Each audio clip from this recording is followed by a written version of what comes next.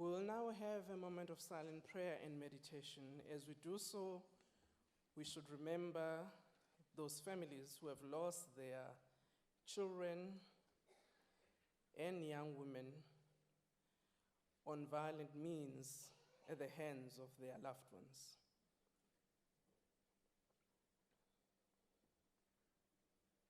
May we be seated. Good morning, honorable members. Good morning on a Friday. We would like to welcome the Minister, Deputy Minister, and senior officials who are here, but also the guests of the Minister who are in the gallery, and members of the public entities of the Department of Energy who are here. You are most welcome. You are now the guests of Parliament. There are some ground rules, though, that I need to advise you on. This is a budget debate of the Department of Energy, and it is members who will be engaging the minister on the debate. I know you are interested, however, you are not allowed to participate in the debate.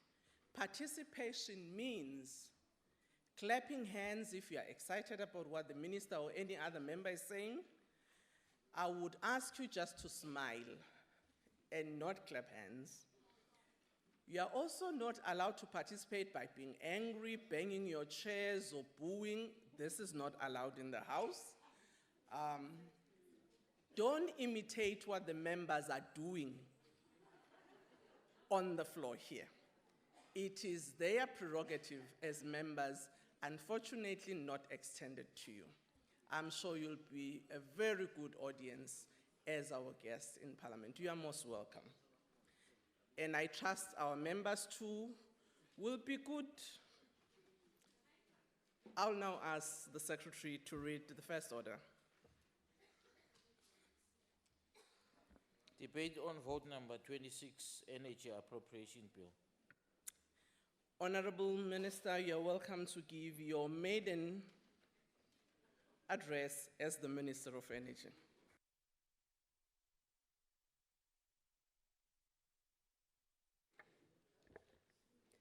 Thank you, House Chairperson. Firstly, let me greet the Deputy Minister, Ambassador Majola, with us here today. Ministers and Deputy Ministers who might be with us, members of the Portfolio Committee under the leadership of Chairperson Majola, members of Parliament, ladies and gentlemen, chairpersons of boards that are joining me today, together with CEOs, the entire team Energy under the leadership of Director General Zulu. My special guest today in the gallery is Hosi Minga and Hosi Nwamedwa from the Limpopo province.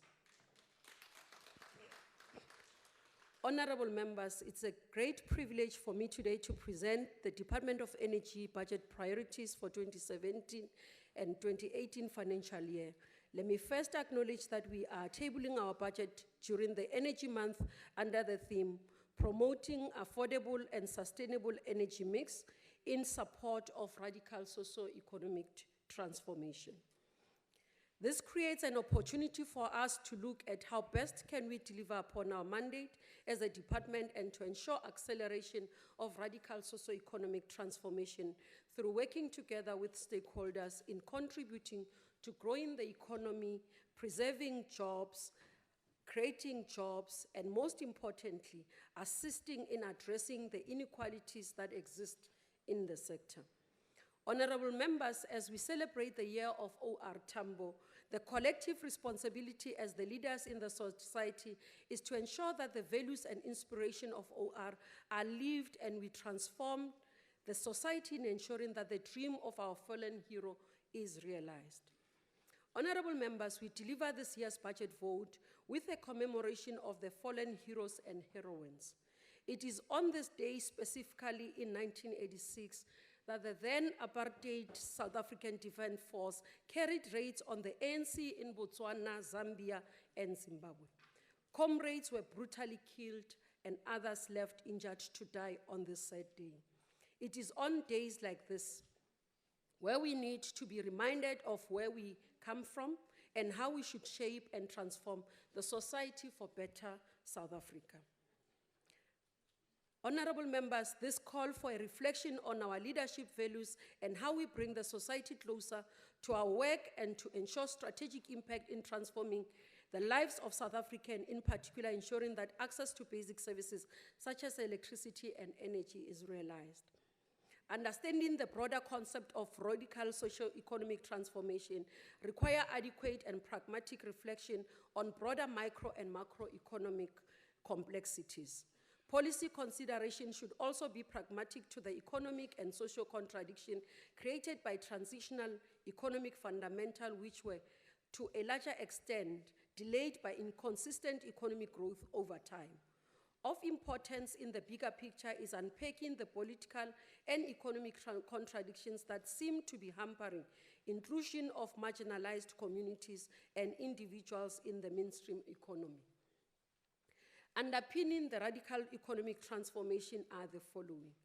Firstly, changing the economic landscape in unblocking exclusivist approach to ownership and distribution of income and wealth. Creating a sustainable mechanism of transforming the bias inequalities that perpetuate poverty, inequality, and unemployment. Reduce high unemployment rate and develop an industrial skill base to ensure changing phase of economy ownership.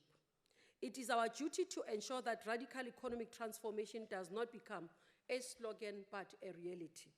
We need to ensure that transformation patterns in the sector as well as ownership patterns reflect demographics of this beautiful country. In this way, we will be ensuring that we secure the future of the indigenous people of this beautiful land. Modula stulo ke rata go leboga moetapele ba mme Tina Tuma Peterson mammotla ga re kopane mo gobane ke ka meshomo ya gagwe re gona gore re be re dia se re se diago ka mammotla motheo a o beilego wa moshomo wa rena re a leboga gagolo. The Department of Energy has critical role to play in ensuring that we secure the supply of energy and petroleum in the country. The sector contributes 300 billion rands towards the GDP of the country and accounts for about 90,000 jobs. It is our considered view that this sector has potential to contribute more towards GDP and can be able to create more jobs. It is against this view that in the coming few months, we'll embark on re-engineering our business model to create capacity, ensure we operate efficiently and effectively.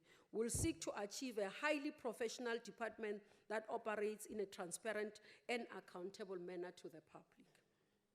Our budget allocation as the department for this financial year is 8.1 billion, of which 7.5 billion is for transfers to our entities, and 244 million is for the department to embark on its operations and its projects. In breaking down the transfers, I would like to highlight the following. The INEP implementation by ESCOM is allocated 319.8 million. Transfers to municipalities for INEP programs, 140.8 million. INEP non-grid is allocated 18 million. National Solar Water Heater Program has been allocated 90.8 million. EEDSM municipalities is allocated 17.6 million. National Radioactive Waste Disposal Institute is allocated 20 million. SANEDI has been allocated 39.1 million. NEXA has been allocated 64.8 million. NNR has been allocated 24 million. We would have loved to receive more in light of our work. However, we understand the constraint of the fiscal capability. We have to reprioritize when necessary, be creative enough to do more with less. Fellow South Africans, we have a task on building a country that all of us can be proud to call our home. A country of men and women who are prepared to roll up their sleeves and do their part in building this country. We commit ourselves as Team Energy to rolling our sleeve and doing our part together with our entities. Following the report on Strategic Fuel Fund and challenges and PetroSA, we have looked at best ways to improve governance and accountabilities by the subsidiaries within Central Energy Fund. In order to achieve this, we will in the coming months be embarking on a restructuring of CEF Group and create a model that makes it easy for accountability and ensures the entity operates efficiently and in a professional manner. The restructuring of CEF Group will see within this financial year the transfer of African Exploration, Mining and Finance Corporation, Ltd, and the Petroleum Agency of South Africa to the Department of Mineral Resources. I have further requested the Director General of the Department, Mr. Zulu, to go and act as the CEO of SFF on a secondment basis. This is to ensure that we are able to implement the recommendations in light of the report of the selling of strategic fuel reserves for the country. The Deputy Director General Makubela will then act as the Director General of the department for the said period. Ladies and gentlemen, in terms of Petro SA, I will await the report from the Central Energy Fund on their matter and will therefore provide direction on the way forward. As part of our energy mix policy, renewables remain one of our key areas to achieve our mandate of energy security. We need to acknowledge that there was uncertainty around the IPP program. We will need to evaluate whether or not the program is assisting us to achieve our objective as initially outlined. We need to reflect what are the lessons learned so far and what needs to be improved. We'll look at the final report from the two teams in DPE and DOE, Department of Public Enterprise, and ourselves. Will therefore act accordingly. Ladies and gentlemen, the IPP remains one of the critical tools for us to achieve radical economic transformation by ensuring that we don't discuss shareholding by black businesses, but we ensure ownership patterns changes. We need to look at how best to assist SMMEs who are interested in participating in this program. We will need to ensure that conducive conditions are created to see them grow and not condemn them to debt. We'll engage National Treasury to ensure that the guarantee we sign are for securing and supporting participation of SMMEs in the program. It is against this vision, honorable members, that we see the IPP program's future being critical to our developmental goals, and that we will move this office to operate under the CEF Group as part of the restructuring process announced earlier. Fellow South Africans, we will be concluding our work within this financial year on IEP and IRP. To ensure that there is policy certainty, these energy plans will outline how we intend to meet our energy policy objectives, including to increasing energy access, energy efficiency, localization, and skills development, and an increase in energy security, diversify our energy mix, reduce water usage, and reduce greenhouse gas emissions. One of the areas that investors evaluate a country on is whether there is policy certainty conducive for environment and regulatory policy environment. We appreciate the role played by our regulators and assure our support for them to do their work as stipulated by the laws of our country. We will be reviewing the NERA Act within this financial year, and we will be engaging Parliament and the public on our proposed amendments. We assure South Africans that ours is not to weaken the regulator, but to strengthen its legal framework to ensure they are able to operate efficiently. The audit on the transformation in the petroleum retail sector that we announced last year is in full swing. There have been challenges in terms of submission of accurate information by some industry players. Initial indications, however, confirm the appalling low participation of black women in the petroleum retail. When the final report is published, it will show that women account for less than 10% in the retail sector by volume and number of service stations. I cannot allow this to continue, honorable members. I would want to see this figure double to at least a realistic 20% by 2020. We intend hosting an economic transformation Lekgotla with a specific focus on women during the month of August this financial year. The national and provincial and local spheres of government must take economic transformation into account when they make fuel purchases.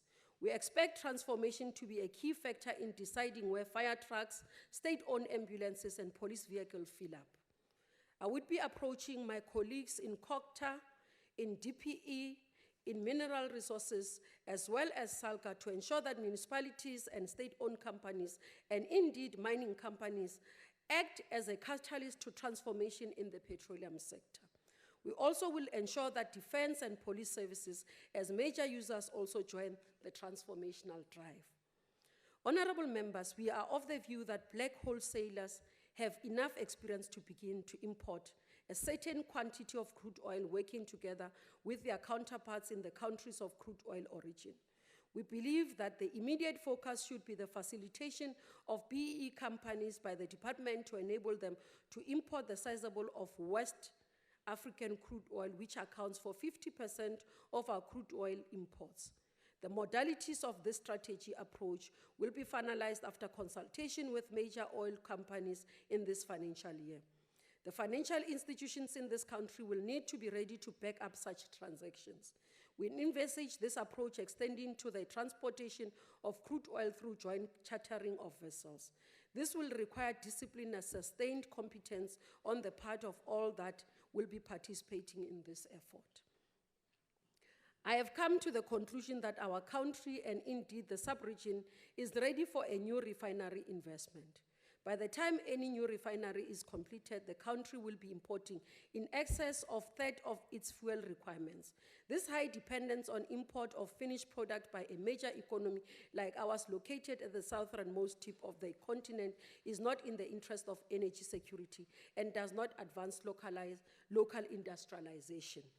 I will therefore, in the third quarter of this financial year, honorable members, be approaching Cabinet for firm decision in this regard. A public-private partnership approach is preferred with a strong participation of a crude oil producing partner. We need to ensure that there is opportunity for black business to participate in this new refinery as part of our transformational drive. The refinery must be majority South African owned. The nuclear regulator, the National Radioactive Waste Disposal Institute, SANEDI, all requires more support from us through funding, and we hope going forward the National Treasury will allocate more resources for this critical area of our work. NEXA remains one of the critical entities and can be able to function optimally. We need to zoom into the work of the PELCAM and NTP within NEXA and ensure that they are able to achieve their optimal objective. On 18 March 2015, a milestone was reached when the Safari 1 research reactor operated by South African Nuclear Energy Corporation turned 50. This is an important South African achievement that cements our place amongst nations that utilizes advanced nuclear technology for peaceful uses and socio-economic development. Following the court judgment and our decision not to appeal the judgment, we will proceed with the signing of the new intergovernmental agreements with the 5 countries and submit to Parliament within reasonable time. We will review all determinations to ensure compliance with the judgment. We continue to reiterate our commitment to open dialogue about nuclear, as well as demonstrating transparency and accountability during the process. In contributing to the creation of more jobs and improving the quality of education, training, and innovation, NEXA has in the 2016-17 financial year trained 150 apprentices in various technical skills, coordinated and facilitated trade tests for 66 artisans, 77 trade test preparation during 2016-2017 financial year, hosted 5 graduates in training students and 76 students in its internship program. In addition, NEXA supported 26 postgraduate and postdoctoral fellows with research project. Priority infrastructure project identified are the security of supply of low-enriched uranium, fuel targets plates, and the construction of new multi-purpose research reactor. One of the major achievements for NEXA is the attainment of ASME 3 and ASME 4 certification for the design and manufacture of nuclear components and equipment so that local content can be realized progressively over the life of SA's nuclear new build program. The solar water heater program embodies the collaboration spirit of intergovernmental cooperation within various stakeholders from 3 spheres of government working together. We are alive to concerns from communities about the challenges related to the previous implementation model, and we are very careful not to repeat those mistakes. One of the areas reported this morning is in Ekurhuleni. It is our intention to continue with the solar water heater rollout program in various municipalities as we strive to find an environmentally benign thermal solution for households. To date, we have procured about 60,000 baseline systems from manufacturers who have complied with the 70% local content requirement we have imposed. This bodes well for the creation of local industrial base and jobs in the manufacturing sector. Njengoba kusekungena ubusika, simane sifanele sikhulume nabantu bakithi ngoba siya understand ukuthi basebenzisa kakhulu indlela ezihlukene ukuthi bazifudumeze nabapheke nasemakhaya. Siyazi ukuthi ngale inkathi kubuye kube nemililo esumbululwe or eqalwe yile indlela esibasa ngazo ukufana nemibhawula ngaphakathi kwemijondolo. I must reassure those South Africans that the provision of modern thermal energy carriers and finding solutions to their energy needs will be my preoccupation as Minister of Energy. The one option we are considering is petroleum gas for application like space heating and cooking, side by side with solar water heaters for water heating. We are mindful of the need for safety education and training to ensure that this does not create even bigger safety problems in our communities. Close collaboration with the LPG Safety Association is necessary in this regard.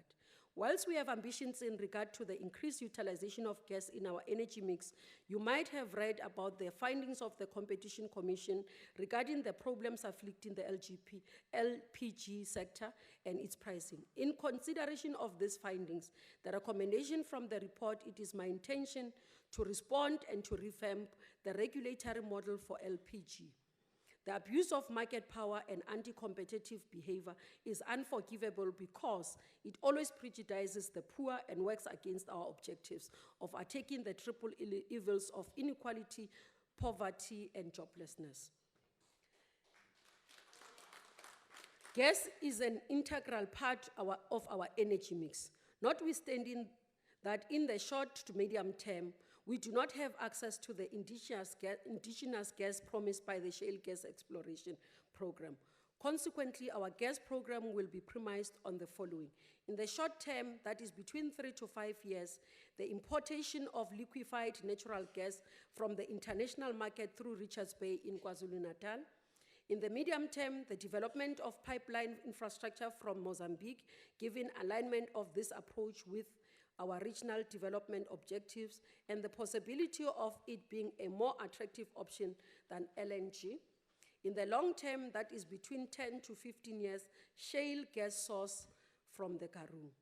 In order to kickstart the gas program, power generation has been identified as the single biggest demand sector that would also meet the energy diversification objectives of the integrated resource plan. Our demand sectors targeted under the gas program include industrial, residential, transportation, and chemicals. This Tuesday, I had the honor of addressing the World Gas to Power Conference at the Cape Town City ICC. Some of the pressing questions on the minds of the guests were whether government policy in regard to the IP program has changed, given my position as the new Minister of Energy, and whether the impasse would be resolved in the relation to the signing of project agreements between ESCOM and various independent power producers. I have highlighted the work that we are doing with DPE earlier. The process of amending the Gas Act of 2004 has commenced, to the stage that this year a draft gas amendment bill will be tabled in Cabinet. The amendment largely relates to a licensing framework for regasification infrastructure and mandating the Minister of Energy to make determination regarding the required infrastructure. In line with our regional integration strategy, honorable members, we will negotiate with Mozambique regarding an energy collaboration agreement for the building of a pipeline from the Rovuma Basin into South Africa, among other things. This will not only enable us to have access to natural gas from a neighbor, but it will also improve the possibility of a relatively attractive gas pricing formula relative to sourcing gas from the international market. Numerous municipalities are already approving the installation of rooftop photovoltaic systems that generate power into their local distribution system. In order to provide for orderly development, we will promulgate the embedded generation licensing framework this year. Whilst this will address the proliferation of rooftop solar technology installation, the regulations will also cover other distributed generation technologies with a proposed cap of 10 megawatts per site. As you might be aware, we had planned to introduce clean fuel standards by the 1st of July 2017, and we have encountered challenges in regard to funding of this initiative. We will therefore promulgate regulations this month to confirm the deferment of inception date of clean fuels to a later date. In this regard, a new approach to facilitating the introduction of clean fuels will be outlined, and we believe that this will resolve the uncertainty regarding this initiative and its funding. I must express my appreciation to the patience demonstrated by the Petroleum Industry Association as we grapple with this tricky program. I assure you that I will work closely with you, not only on clean fuels, but in ensuring that our aspiration for transformation in the liquid fuels industry is accelerated beyond current shocking levels. Honorable members, I hereby today table budget vote number 26 to the House for consideration.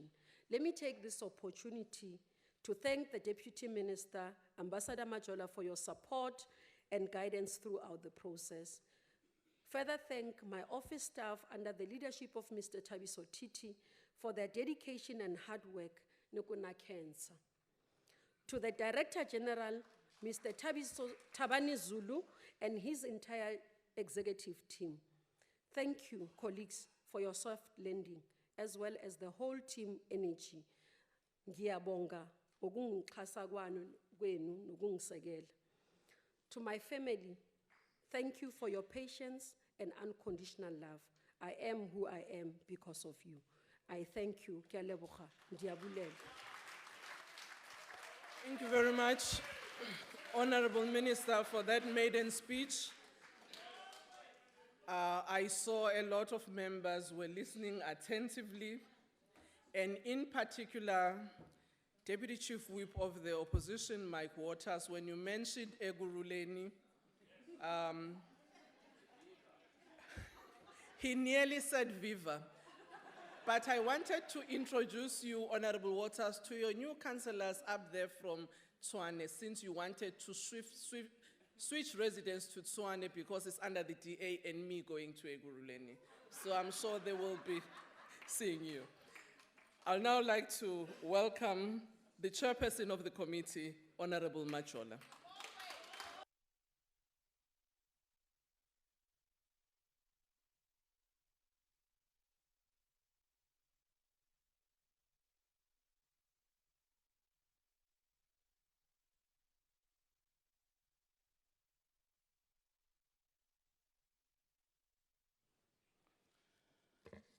Honorable Chairperson, Minister Kubai,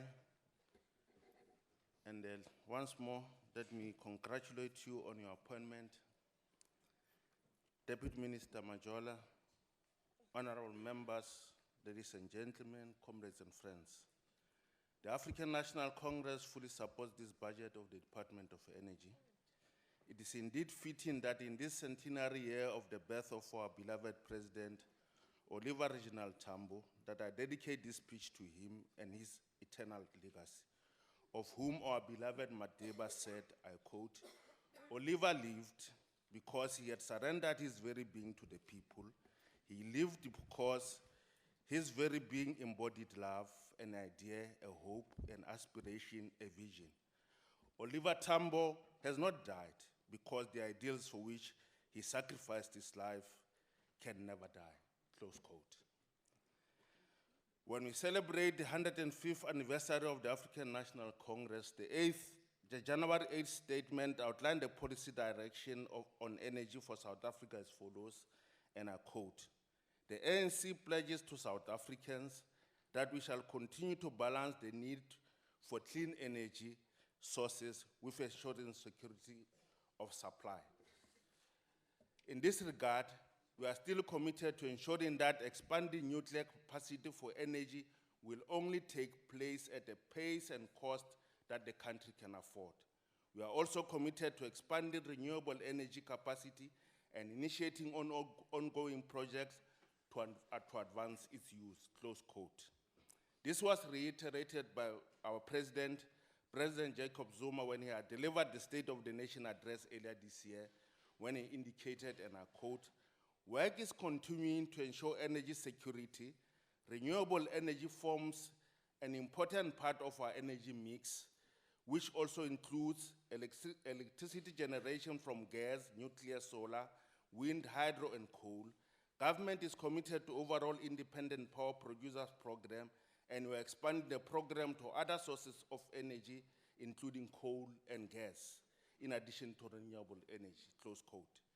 It is in this context that the 2017-2018 budget of the DOE is presented to this House. The core mandate of the department is to ensure that diverse energy resources are available in sustainable quantities and at affordable prices to the South African economy in support of industrialization and radical socio-economic transformation of our society, while taking into account environmental sustainability. Honorable Chairperson, as the ANC, we welcome and support the strategic focus of the department over the medium term on the security of energy resources and energy supply, including increasing household access to electricity, enhancing energy efficiency, diversifying energy generation mix, continuing the operationalization of the National Radioactive Waste Disposal Institute, and improving the quality and security of petroleum fuels. This strategic focus supports the realization of the vision of the NDP that by 2030, South Africa will have an adequate supply of electricity and liquid fuels to maintain economic activity and prevent economic disruptions. The plan also envisages economic growth, development, and social equity through expanded access to energy services that are environmentally sustainable. To fund these activities, the budget of the department has increased from 7.5 billion in 2016-17 to 8.1 billion in 2017-18. In real terms, this amounts to 1% increase. This, of course, places tremendous strain on the department. It places constraints on the capacity of the department to maximize its potential in making its contributions in the overall thrust of the radical socio-economic transformation of our society. We need a more substantial investment in this sector, not only from government, but from industry and commerce, to ensure a sustainable energy future for South Africa. In this context, in its budget vote report, but the portfolio committee indicated that the DOE is not functioning optimally, and it needs to be restructured and recapacitated. The department is not structured in a way that makes it effective, efficient, and responsive to the sector. According to the minister, the department needs to improve on its current performance and be positioned in a way to drive the sector towards higher growth and job creation. Furthermore, the minister stated that the department is not responsive to its core business and that it is lacking in terms of its technical capacity. The portfolio committee agrees with her. Thus, the medium-term strategic plan of the department must be able to respond to these capacity challenges as correctly identified and acknowledged by the ministry. We welcome the fact that within its limited resources, the department will also continue to drive universal access to clean energy by placing its focus on the Integrated National Electrification Program. An estimated 723,000 grid and 60,000 non-grid connections to households are expected to be made over the medium term, funded by transfers to implementing municipalities, non-grid service providers, and ESCOM. This program takes the lion's share of the department's budget at about 6 billion. It is expected to increase by an additional billion rands in the 2019-2020 financial year. In this context, the Portfolio Committee is aware that the department plans to extend its non-grid electrification projects using solar energy countrywide, and this would be implemented in areas where extending the grid would not be cost-effective. The Portfolio Committee recommends to the department to consider increasing its focus in this area to enhance the pace of delivery of electricity and also to enhance efforts to increase the percentage of renewable energy in the energy mix. Finally, as the Portfolio Committee, we appreciate the enormous challenges pertaining to electrification drive, including challenges related to the refurbishment of the distribution network and the 80 billion rand that is required. Thus, we urge the department to explore innovative funding solutions in this regard. We commend the department for not ignoring these challenges and for the work that it is carrying out with National Treasury and the Department of Cooperative Governance and Traditional Affairs. Honorable Chairperson, the increased investment and delivery of solar water heaters is welcomed. Not only is this helping South Africa to save electricity, but it is also bringing hot water to millions of South Africans for whom this basic necessity would be experienced for the first time. This means that we remain on course towards our installation target of 1.3 million homes. Hence, the Portfolio Committee recommends that the department should increase its efforts in this area and explore initiatives to ensure that all South Africans embrace solar water heating as their preferred way of heating water. We have to move with speed to repair and replace the solar water heaters that were installed in the past and are currently not functioning. With regard to the diversification of the energy mix, we cannot overemphasize the urgency and imperative of the finalization of key policies, namely the Integrated Energy Plan and the Integrated Resource Plan. The department is reminded that these are still outstanding and therefore must be attended to expeditiously. These policies will form the basis of the revised energy mix and guide investment in the sector. Policy certainty and decisiveness is important to ensure increased investment in the energy sector. As indicated in the 2016 Integrated Resource Plan, to meet the needs of the economy without compromising government's commitment to sustainable development, the department is pursuing a balanced mix of energy that includes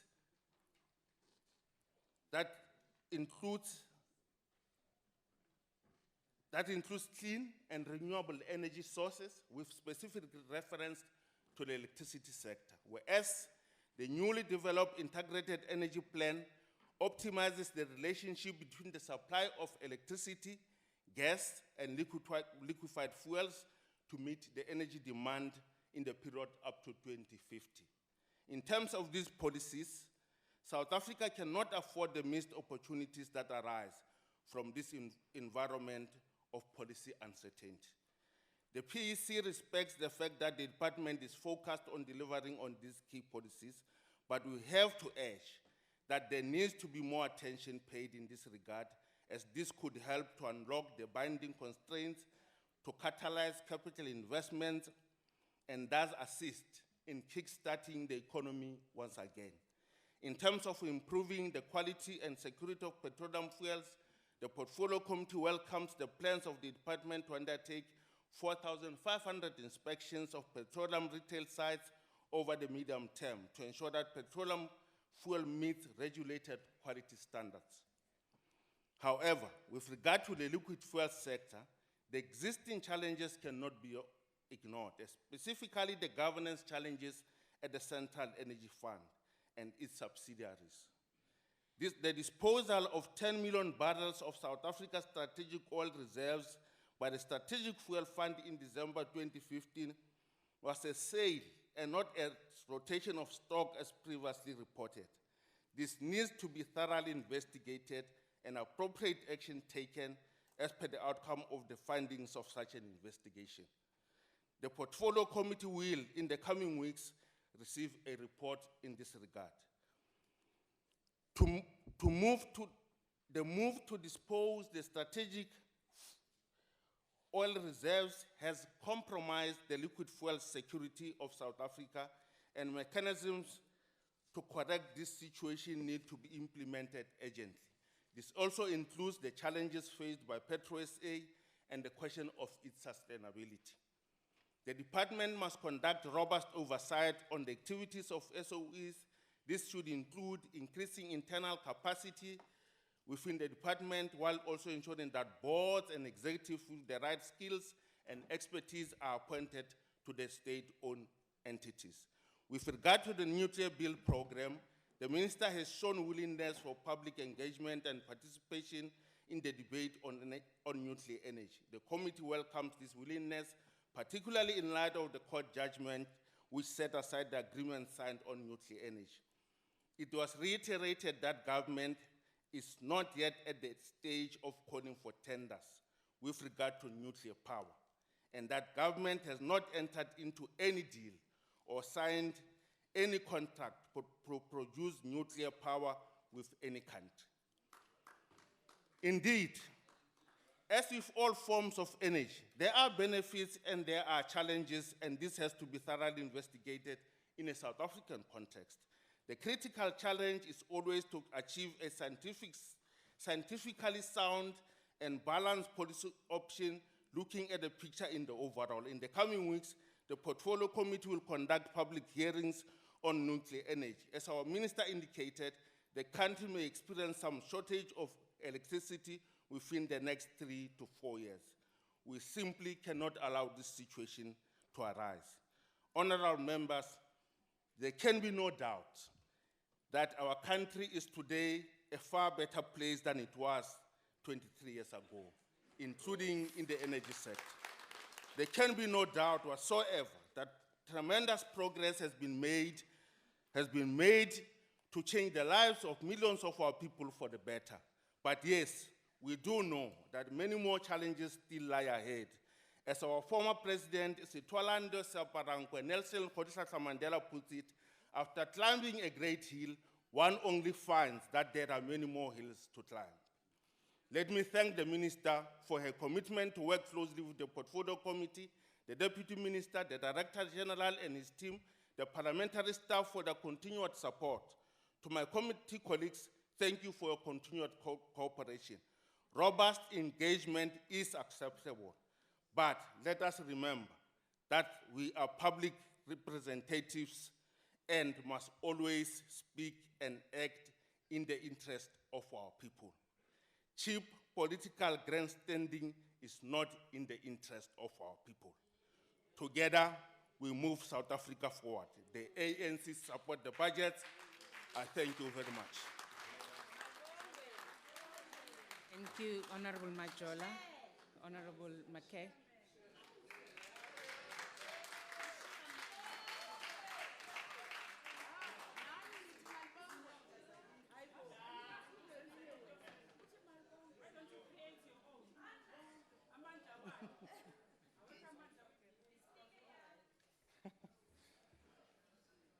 Kibongo Sihlalo. What a year it has been since we last met to debate the Department of Energy's annual 8 billion rand budget. More so than in any previous year, the Department of Energy has outdone itself in demonstrating its ineptitude, its incompetence, and its thinly veiled venality. The news headlines have been awash with the manifold scandals rocking the energy sector. Not a day goes by without new disclosures about Eskom, about PetroSA, about the Strategic Fuel Fund, the Central Energy Fund, or the scandalous aspects of the intended nuclear deal. Not only are the department's failures manifold, they are also becoming legendary. For this is the department that has gifted citizens the biggest loss by any state-owned entity in the history of our country. Standing at approximately 16.2 billion rand, the impairment liability of Petro SA is currently unfunded and will remain so as Petro SA's precarious financial situation shows little sign of improving. This is also the department that oversaw the illegal sale of South Africa's entire strategic fuel stock at rock bottom prices and then lied to the nation, calling it a stock rotation. Little did South Africans know that crude oil stocks do not require stock rotation like finished petroleum products such as diesel and petrol. This is also the department that has led the nation by the nose, claiming all the while that the nuclear procurement process was legally sanctioned, only to be told by the courts, in no uncertain terms, that this process has been patently illegal and designed to exclude meaningful public participation.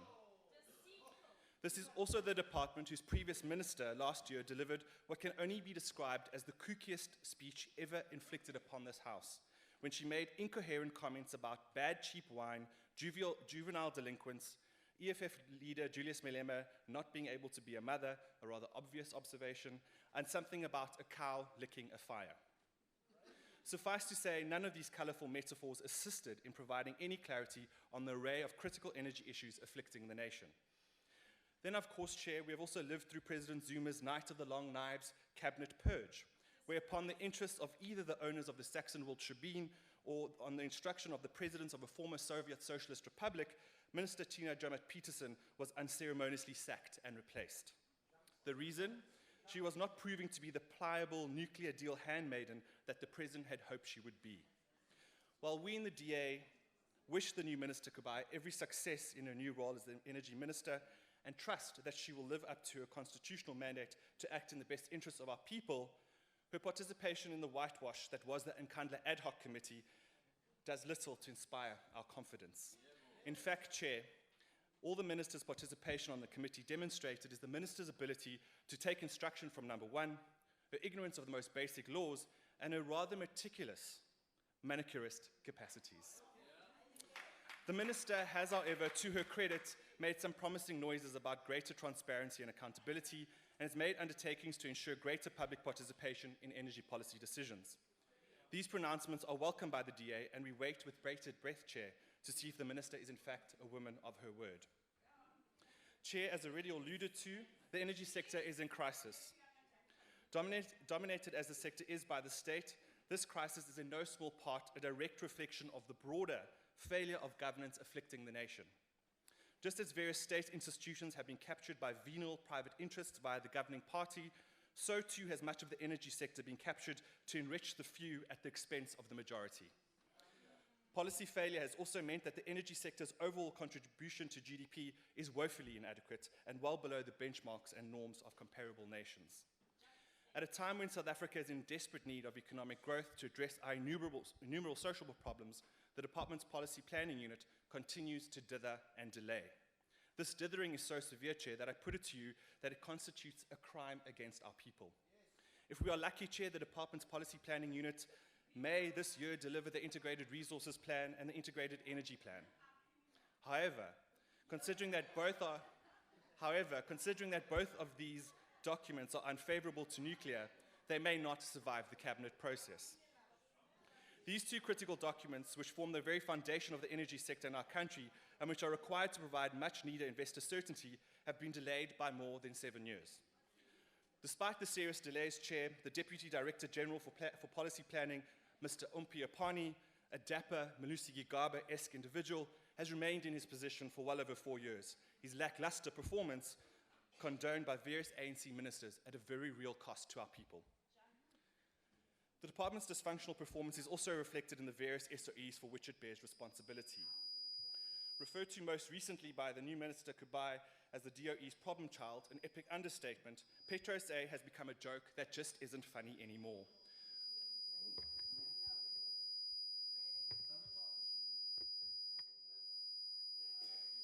Sorry. Honorable member, right at the back of Honorable Gina, can you switch off your mic? Thank you.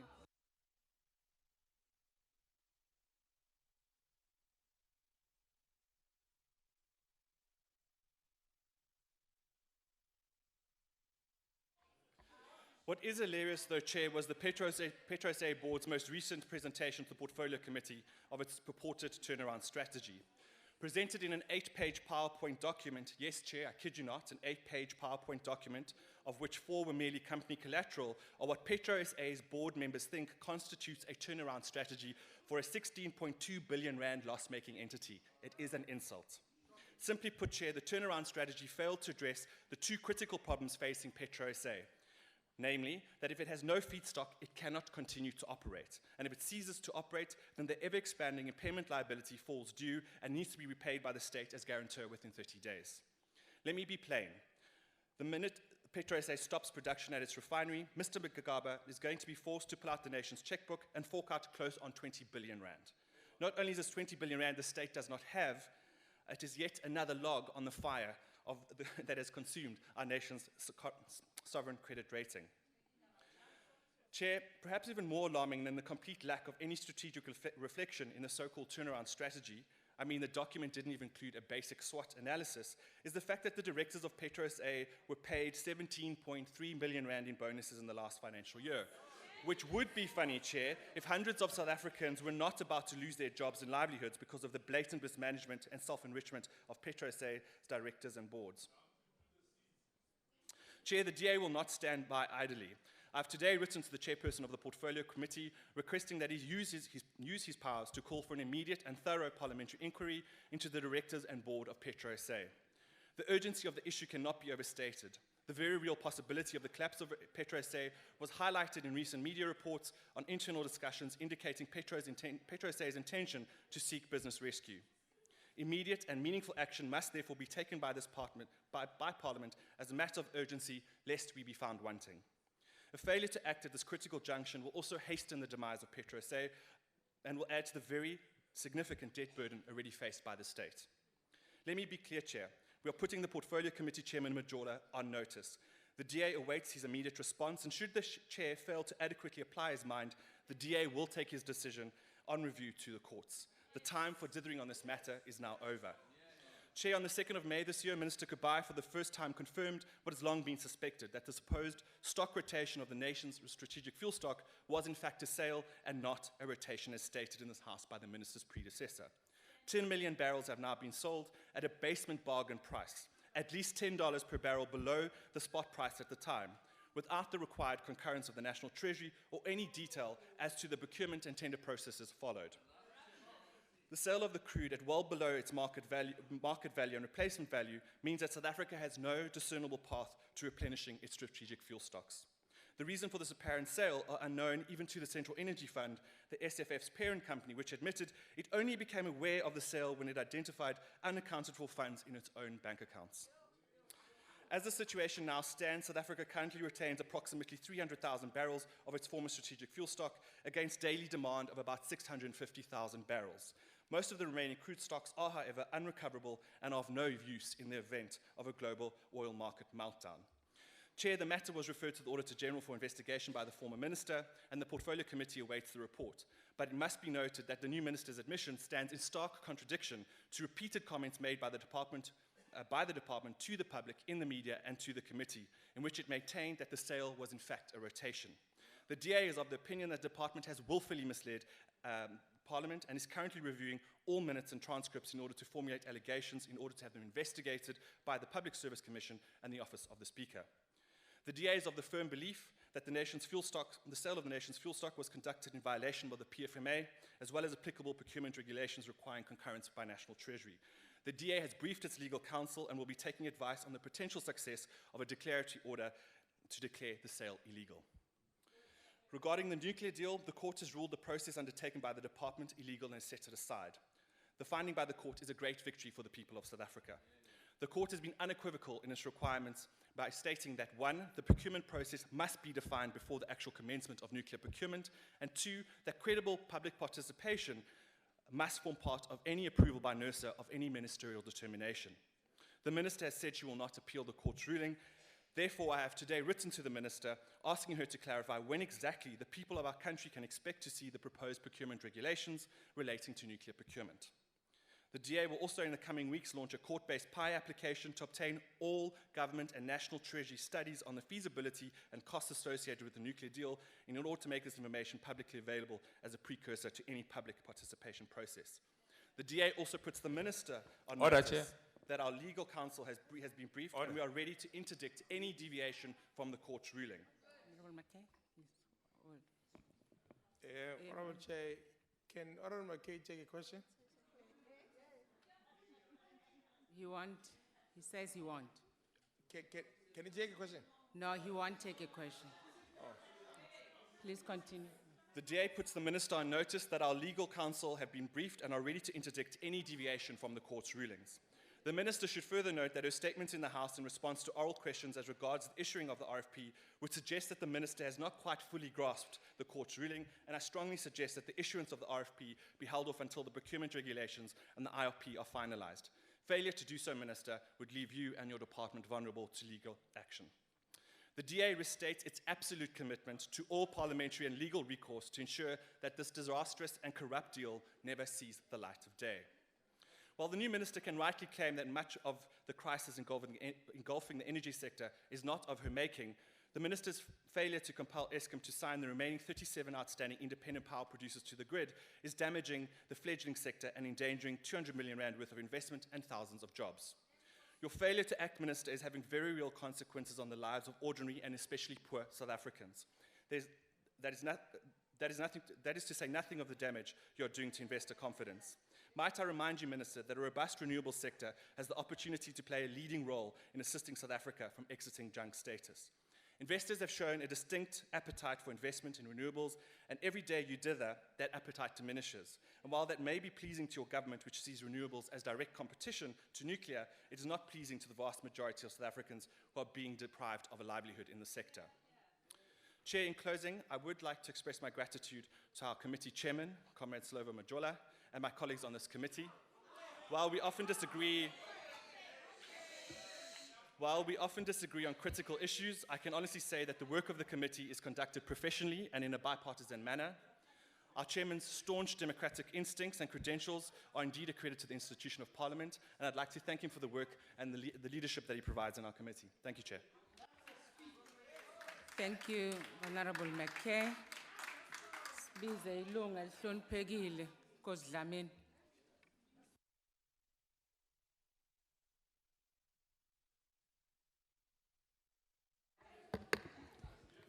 Thanks, Chairperson. First things first, the EFF will not support this budget. Let's get that out of the way. Okay. But they're making noise. Now, Chairperson, Order, Honorable Members. before we get to the reasons why we won't support the budget, let's first welcome the Western Cape High Court in the ruling when it comes to the issue of nuclear, where the court says the program was unconstitutional, it lacks transparency.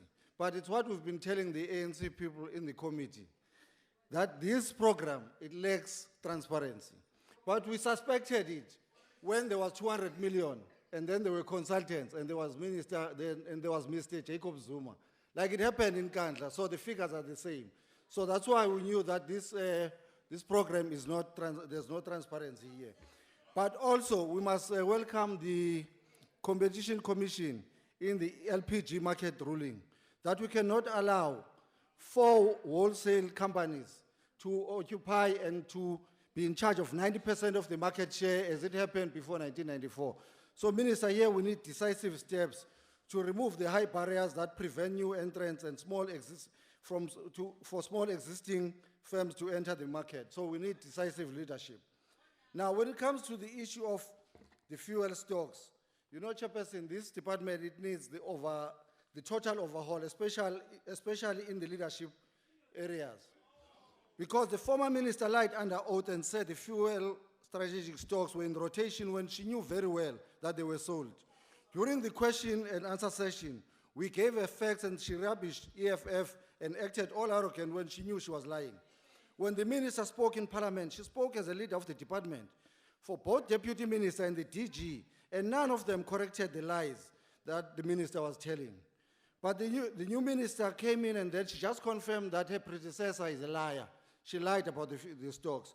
But we are very worried, Minister Kubai, you come up now as a person who's self-serving, because you find it comfortable to work with the deputy minister and the DG who were part of the lies and would never say to Parliament, our minister is lying, because the minister spoke on their behalf. So we are very worried about that, because this department is critical. In the growth of this country, as a developing country, there are two levers of economy that we must never ignore: the food and the fuel and the energy industry, especially when it comes to the issue of fuel. Because if this country is not in charge of its own fuel, we'll always be dependent on the countries that previously colonized this country. Minister, when it comes to the issues of Petro SA, instead of asking for more budget, you should be asking for a parliamentary board inquiry to Petro SA. Petro SA is in crisis with the expected loss of 2 billion. The previous financial year, it was 14 billion. The executives paid themselves bonuses while they're retrenching more than 200 workers. Minister, also you must remove that chairperson of the CEF, Mr. Marcus, who doesn't have the industry and governance experience. And that guy, before he could even take office, he abused the department's resources by taking the banners of CEF, nearly said EFF, it was not going to happen, CEF, to go and defend his own personal arrangement of sleeping with old women. So that thing cannot go unchallenged, Minister. We expect you to take decisive leadership and be able to move with that. Point of order, Chairperson. What's happening now? Chairperson, I rise on Rule 85-2. The member knows very well that if he has an allegation, she must substantiate that with a substantive motion and submit that immediately. And I would like you, Chairperson, to rule on that. Thank you.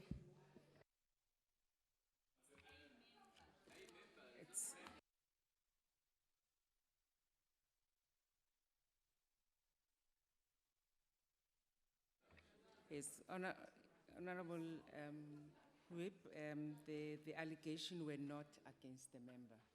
Chairperson, the member earlier on made an allegations about the former minister, the ex-minister, and he said he was lying. She was a member of this house. She was referring to her when she was still a member of this house. Honorable Kabasha, please take your seat. No, Honorable Kabasha and honorable members was not referring to a member of this house. But Chair, he's referring to a person who cannot defend herself, who is not here in Parliament. Honorable member, it was not referring, the rule that you are referring to refers to a member, and it was not referring to a member. Please continue, Honorable Samin. How much time do I have left? Because these people have taken my time. Huh? Please continue. Yeah, but I need to know how much time. These ones, they must read the rules. Now, ministers are saying the importance of removing that guy there, so you must take action. We cannot allow that to continue. That the resources of the department, they just get abused for personal interest. It cannot happen. Minister, then the issue of Petro SA again. We are saying that that agent board and parliament inquiry, you must lead it from the front yourself, because you know that is a serious crisis. But in closing, Minister Kupai, we want to say you're one of the good leaders and you've got a potential of being great. All we're asking from you is that don't allow these dishonest old thieves of the ANC to drag you to their graves and their pension homes in exchange of bodyguards and salary. Just come and do your work. We know you can do better and you've got the capacity of doing better. Just don't allow them to do that. So the EFF rejects this budget. Thank you, Chairperson. Thank you, Honorable. Beside Lukola Khabane, Yesteizen.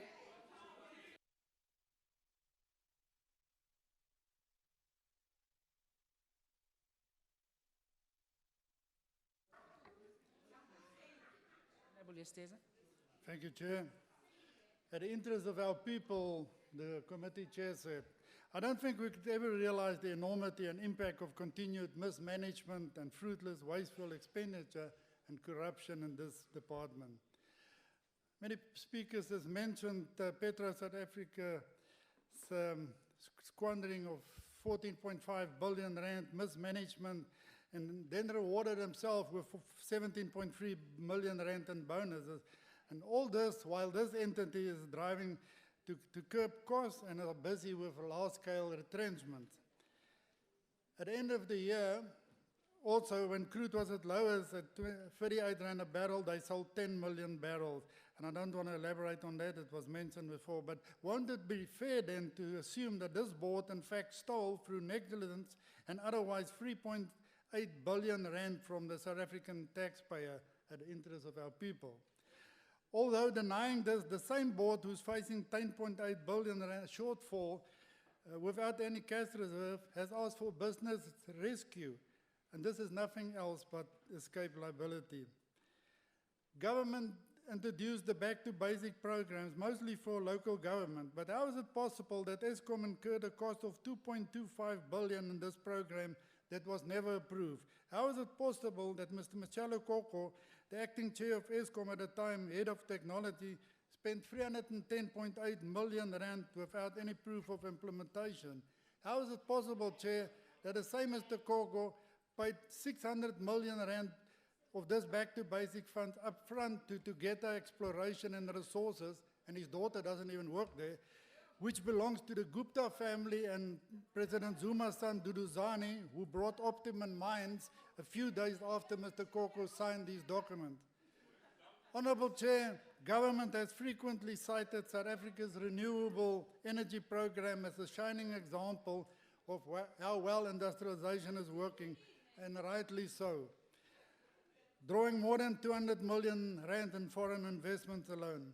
But the stumbling on of this current government with the lack of coherence and policy uncertainty are major factors in this country's failure to industrialize at an acceptable rate. The continued bailing out of Eskom is completely unacceptable, as well as unsustainable as its basis entirely on government financial support. Eskom's real debt term has increased from 50 billion rand to nearly 300 billion rand without generating zero more electricity. And Eskom also takes up the bulk of government guarantees. NERSA rewarded their incompetence by allowing regular price increases. Electricity cost is so high that companies, citizens, and even state institutions, I would also be embarrassed if President Zuma was my president. So, you know, trying to find less ways of power. Nuclear will make the disasters of Medupi. Chair, please. I know they're Honourable embarrassed, members, but please let the honourable members speak. Nuclear will make the disasters of Medupi and Kusile seem small in comparison. The core issue here is that South Africa just cannot afford nuclear, not with this current government's apathy towards prosecuting self-enrichment and corruption. In respect of hydropower, everything is just one continuous list of failures and mismanagement. South Africa paid more than 150 million rand to the DRC for Inga Free, and the project is stillborn. Nothing will ever materialize from this money. Corruption has become a way of doing business in this country. Thank you, Chair. Thank you, Honourable Estesen. Sibize ilunga elihloniphekile, Phinile kaNgqongqoshe.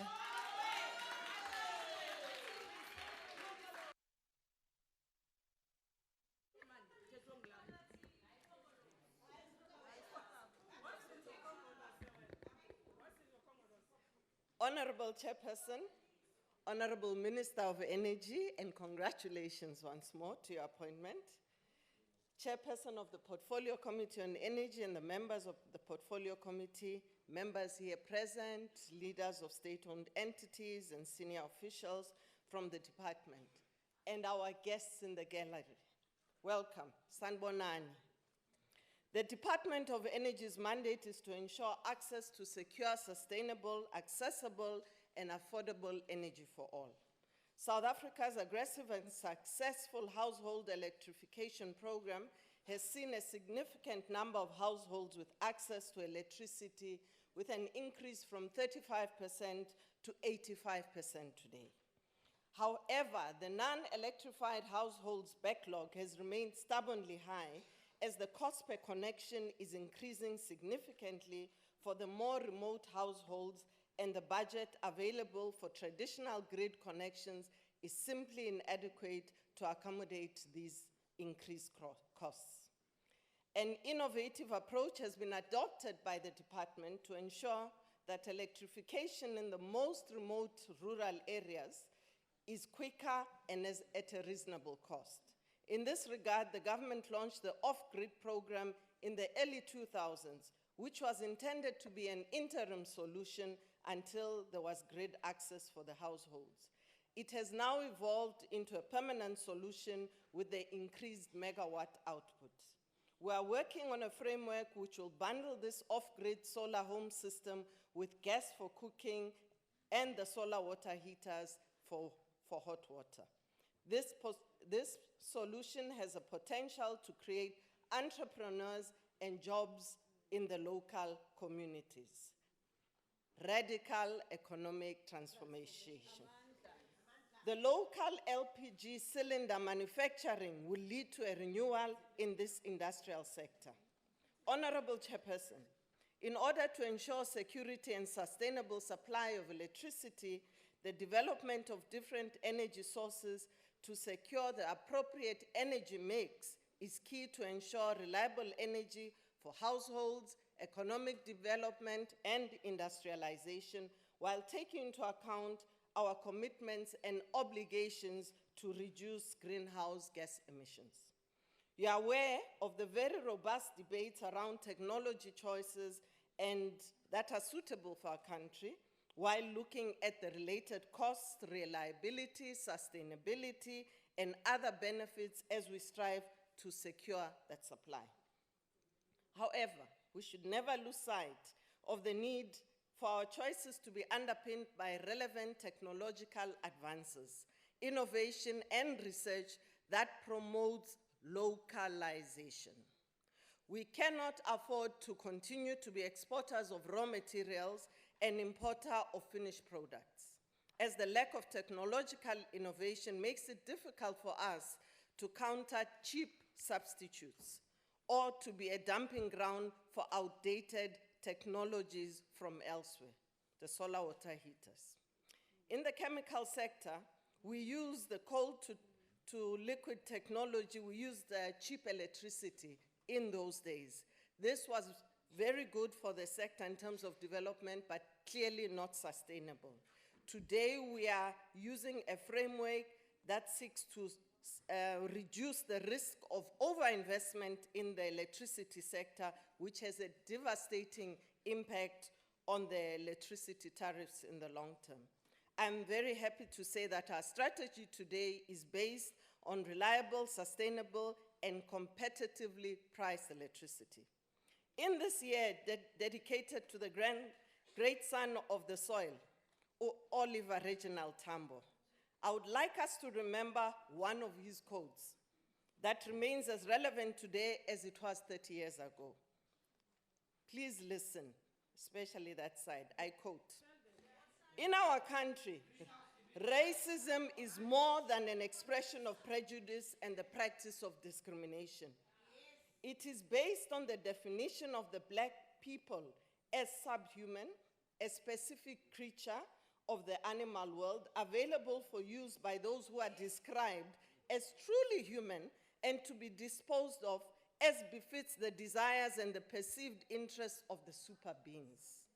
Apartheid, therefore, is inherently an act of violence.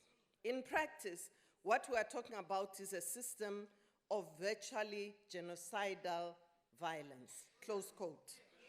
O.R. Tambo articulated the above to illustrate that apartheid is beyond reform and must be destroyed. He went on to seek the support of the people to support our just cause, and I continue to quote, "We seek to create a united, democratic, and non-racial society. We have a vision of a South Africa in which black and white shall live and work together as equals in conditions of peace and prosperity." He went on to urge the audience to use their knowledge and power derive from understanding the truth about racism in South Africa to make our part of the world into a corner of the globe in which all of us and all of humanity can be proud. I believe we can claim without fear of contradiction that we have achieved a great deal. But clearly a lot has to be done to lift our people from the shackles of poverty, unemployment, and inequality. The alarming rate of the heinous crimes and rates of abuse and murder of women, particularly young women and girls, is cause for grave concern. Have we perhaps underestimated the levels, the depths of the brutalization that has been internalized in the national psyche, that has reduced us to shaking our heads in disbelief and numbed by outrage and horror of the increasingly horrific human rights abuses that have become a daily occurrence? We have a responsibility to break down the barriers of racism and the economic exclusion of the vast majority of our people. If we are ever to build the country that O.R. Tambo dedicated his whole life to making a reality. Honorable Chairperson, the relatively low utilization of gas in South Africa can almost be entirely attributed to the scarce gas resources in our country.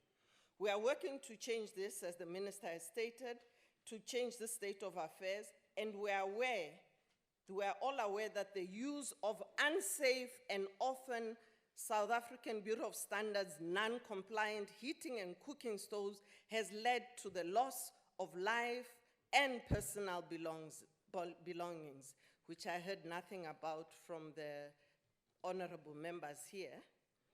We are now working on massifying the use of gas for space heating and cooking, as it is also much better for the environment. We have signed a treaty with the DRC and not paid any 150 million. I still have to be informed about that. That will be developed over 7 phases. The first phase will generate 4,755 megawatts and is the most critical as it anchors the project by carrying the biggest share of the development risk related to the so-called common works. That includes the most technically challenging engineering works and risks.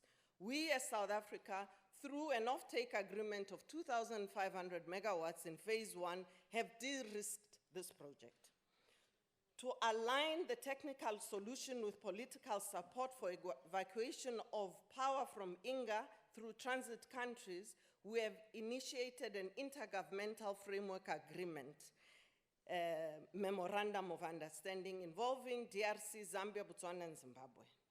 This represents the countries through which the transition line to South Africa must traverse, and it is critical that their collaboration is secured. In this regard, the draft IMOU proposal was tabled at the SADC ministers' meeting and is going through due processes in the different countries. The Grand Inga project will play a critical role in fostering integration through the transmission lines and interconnectors that have to be built in the region and enable us to trade more on the energy sector. Access to electricity and other modern forms of energy for women and young people open access to economic opportunities, access to information, education, and knowledge through the ICT carriers, and makes a dramatic improvement in the quality of life. I must take this opportunity to thank the other deputy ministers who've worked with us on the programs related to this with the women. Honorable Minister, Deputy Minister, your time is up. My time is up. I would really like to take this opportunity to again thank the Team Energy and the Portfolio Committee as we move forward in this month of Africa. Long live Africa. Thank you, Ambassador Majola. Please, long and hloniphekile uMavundla.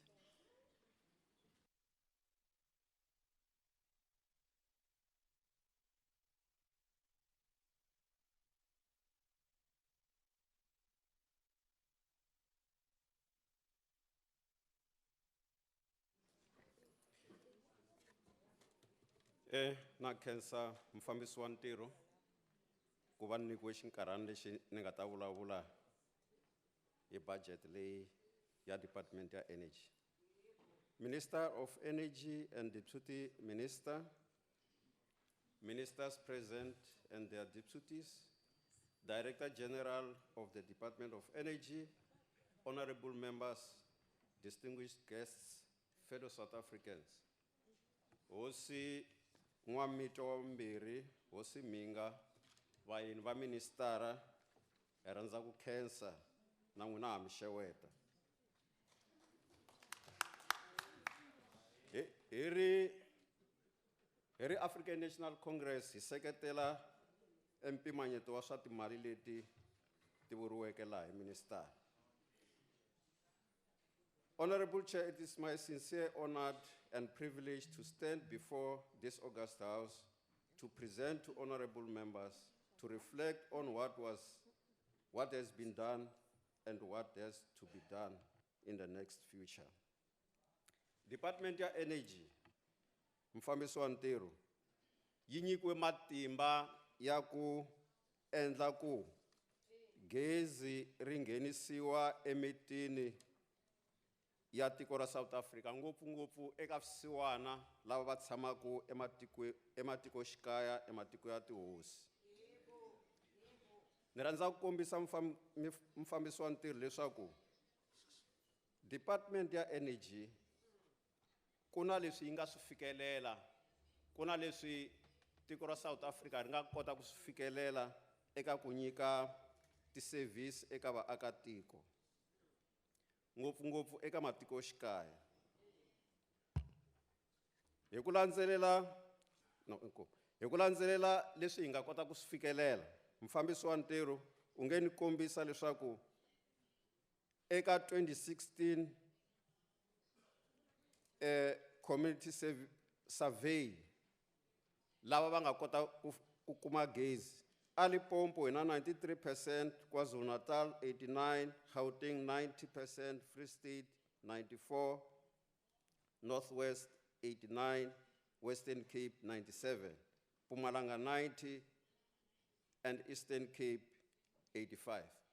Lexi I xikombiso mfambisi wa ntirho xa leswaku vandla ra ANC ri le ku fumeni, ri le ku fambiseni kahle ku yisa vukorhokeri eka vaakatiko.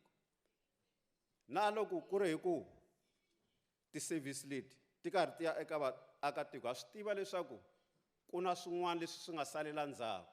Mi ta tsundzuka leswaku hi lwa na ndzhaka ya vusiwana leyi nga siyeriwa hi va Jan Smuts na va Verwoerd ku ringana malembe ya 340. So a swi olovi ngopfu ku hi malembe ya ku ringana 23 u kota ku susa vusiwana eka vaakatiko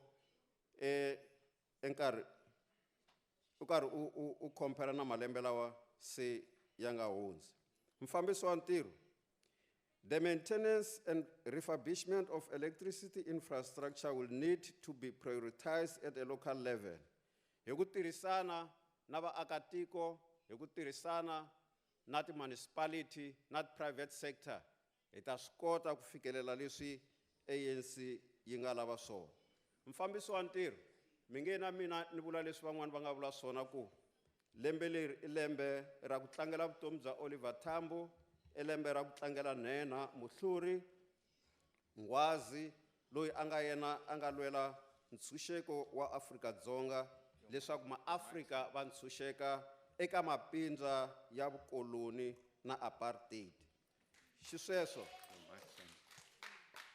mfambisi wa ntirho, ni rhandza ku hetisela hi ku vula leswaku hi ri African National Congress hi swi tiva kahle leswaku aka manifesto ya hina, tsalwa ra hina ra vukorhokeri, ra ku yisela vukorhokeri eka vaakatiko, ri fambisana xikan'we na leswaku hi ta fanele hi yisa vukorhokeri eka vaakatiko hi ku hetiseka na hi ku ringana. Swi nga khathaleki leswaku wa muhlovo muni, u vulavula ririmi rihi, u tshama kwihi, kambe ntsena loko u tshama etikweni ra Afrika-Dzonga. Mfambisi wa ntirho, ho va na xin'we xo hetelela la xa ku kombisa leswaku ku na vanhu lava endzhaku ka ntshunxeko lowu nga wu kuma hi 1994 va ha sele ekhotsweni. Va ha sale ekhotsweni ra rivengo, va ha sale ekhotsweni ra ku ya hi mihlovo, va ha sale ekhotsweni ra ku komba ku ka va nga amukeli ku munhu wa ntima eAfrika a nga swi kota ku fambisa mfumo lowu a nga wu rhangela ku katsa na vona lava mihlovo leyin'wanyana. So sweswo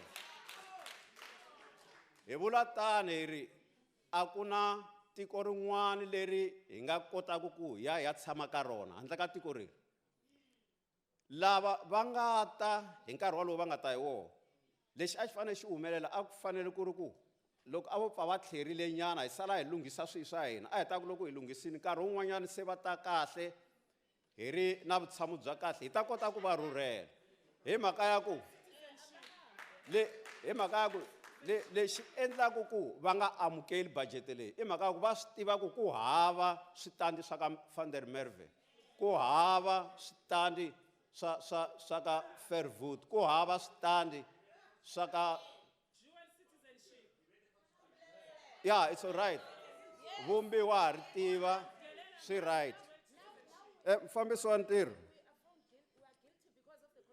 Yeah, mfambisi wa ntirho hi rhandza ku kombisa leswaku loko ha yisa vukorhokeri eka vaakatiko hi fanele hi langutisa ngopfungopfu lava sweleke. Lava va nga vona va nge budget leyi a va yi pasisi i mhaka ya ku vona va dya va xurha, va kuma hinkwaswo leswi va swi lavaka. Ku na ndhawu yin'wanyana mfambisi wa ntirho lava nge hi le Naisna. A Naisna i paradise na tihele a ndhawini yin'we. I paradise aka swifumi, i paradise aka lava dyaka va xurha. Mara i tihele aka swisiwana, i tihele aka lava va kumekaku va karhi va xaniseka. So xisweswo a tikweni rin'we ku tshama vanhu vambirhi vo hambana. Honorable Member, can I take a point? Okay.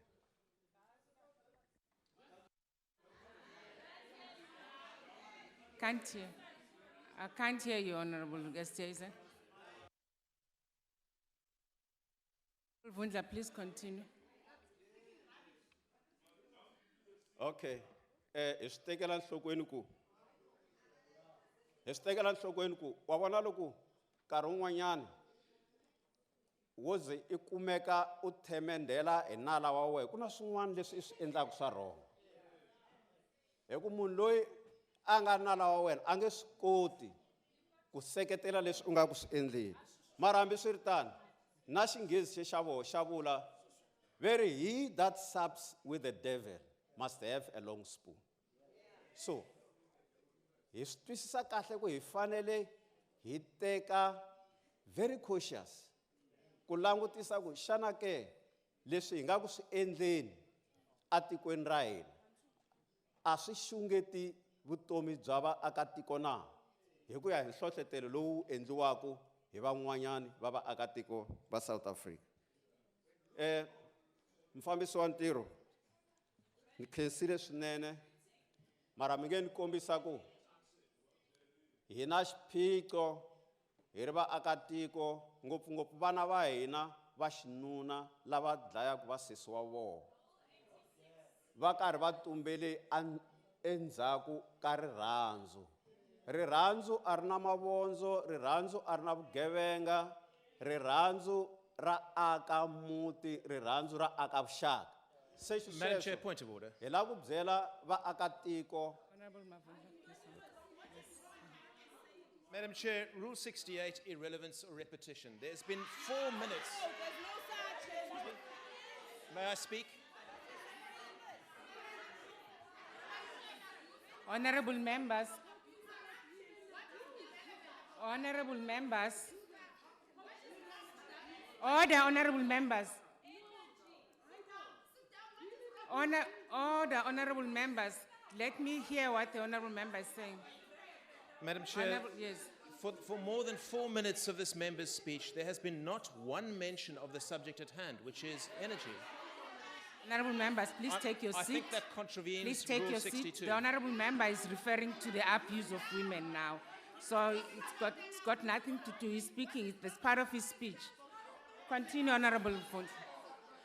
Order, honorable members. Please Yeah, continue, no. honorable, to your last minute. No, Nkhensa Mfambisi. Aswi nhlamarisi loko a endla hi ndlela leyi a endlaku hi yona. Hi sweswiya ni nga vula swona ku a nga twi a ri na ku vaviseka helo hi mhaka ya ku a ku fi vana va yena ku fa vana va hina. Se swa n'wi vilerisa ku hikokwalaho ka yini hi vulavula hi swona. Hi vulavula hi swona hi mhaka ya ku hi vulavula hi swona hi mhaka ya ku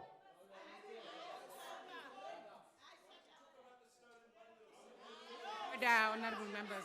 Mfambisi wa continue. ntirho, mfambisi wa ntirho, a swi nhlamarisi apartheid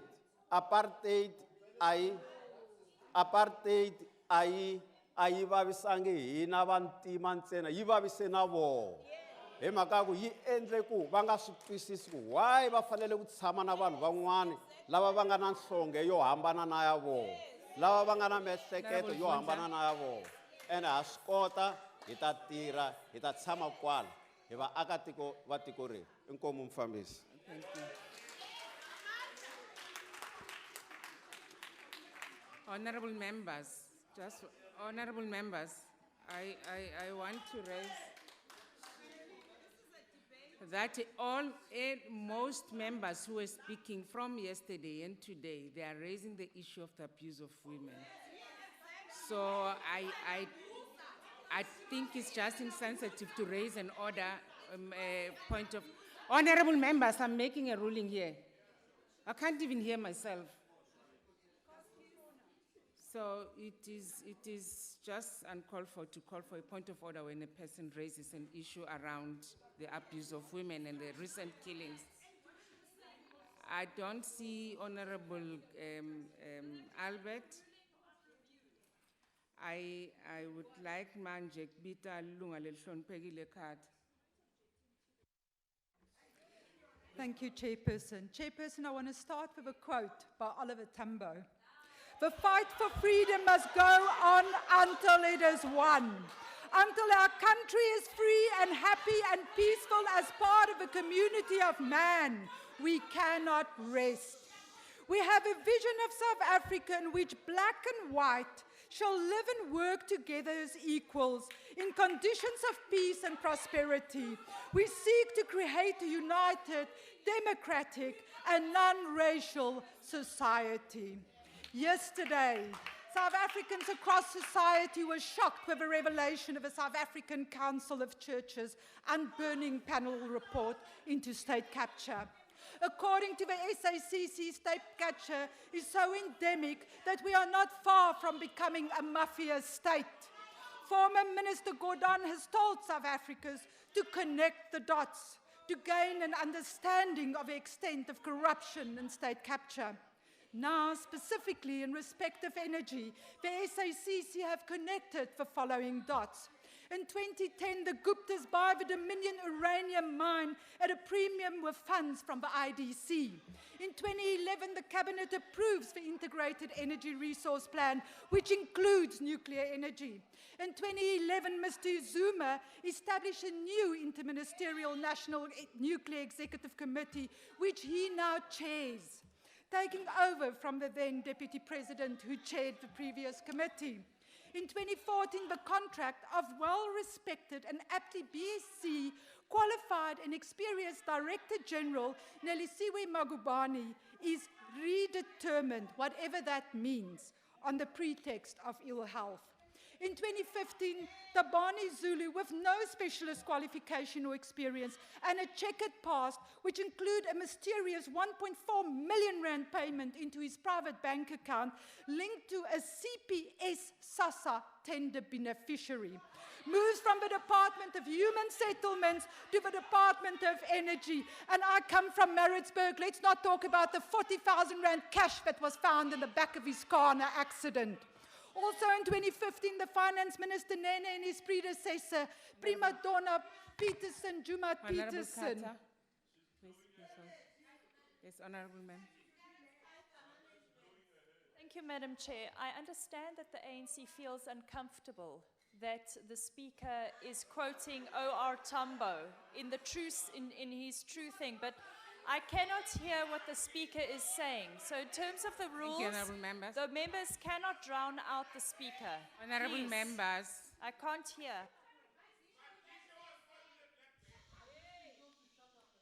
Honourable You members. are debating on Tuesday.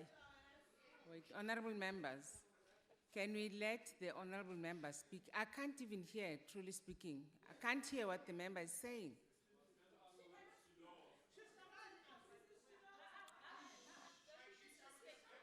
I have to shout because I can't hear myself, Chair. Please Continue. protect me. Thank you. Also in 2015, the Finance Minister Nene and your predecessor, prima donna Tina Jumet-Peterson, with Mr. Zuma, attend the BRICS meeting in Russia, during which visit Nene is presented with a de facto letter of guarantee relating to the nuclear deal and the name of which he has no prior knowledge. He refused to sign it. A joint national government and Treasury Energy task team is established to take the nuclear build forward. It completes a detailed report on the fiscal and financial implications. This report does not serve before Cabinet, but instead on 8 December 2015, a discussion takes place in Cabinet, during which Nene presents what he says is the unfeasibility of nuclear power.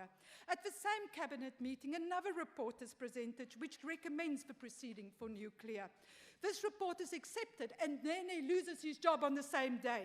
In 2017, the Department of Energy transfers the procurement of nuclear to Eskom. When Mr. Zuma irrationally pushed the junk button, Peterson was replaced by the Honourable Kubai, a key defender of our illegitimate president in the Nkandla Committee. Now we know that in the interim, the Cape High Court recently declared the nuclear procurement program to be unlawful, that a key player in the state capture project, Brian Molefe, a fraudulent member of the ANC in the Honourable Northwest, Carter. has been redeployed by the parallel mafia guard, Honourable Eskom, Carter. and the minister. Your time is up. Your time is up. Chair, even if it means Honourable in every Carter. court and in our land Honourable until the Carter. 2019 elections,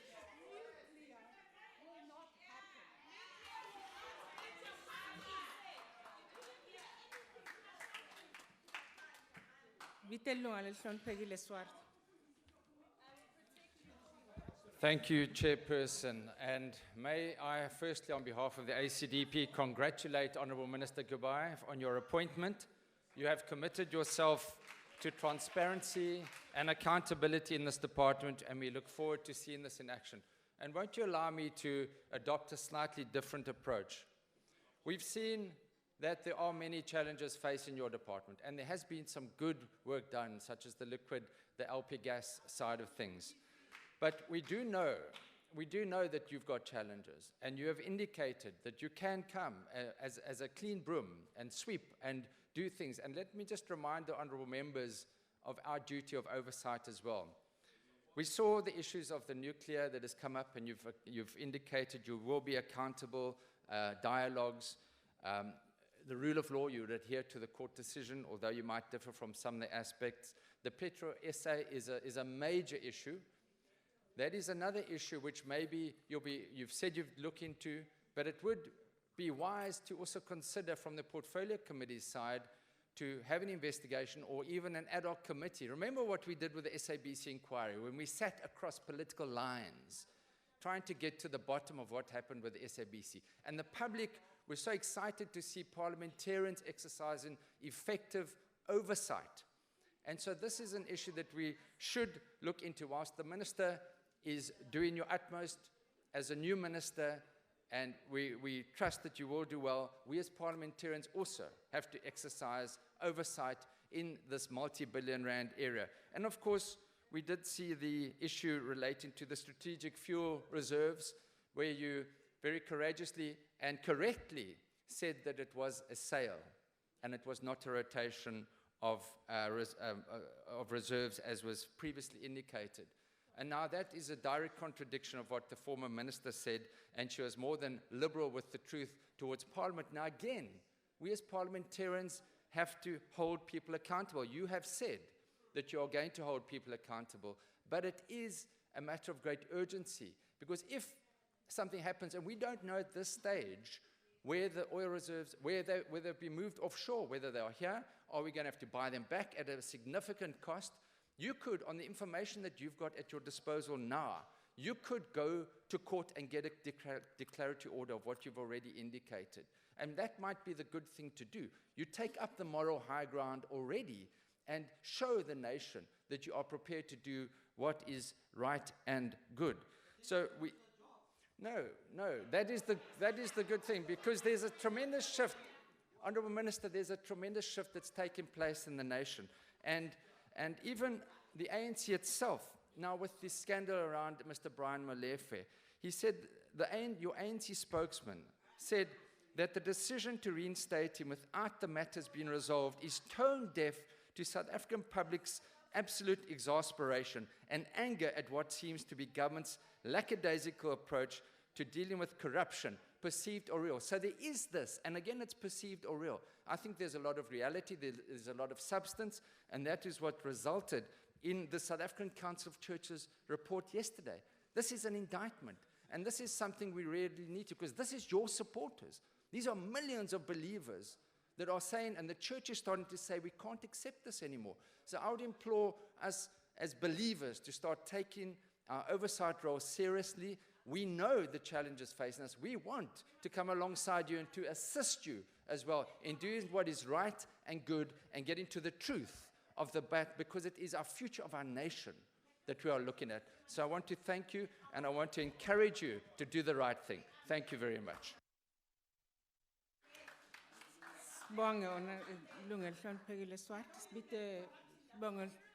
Honorable members.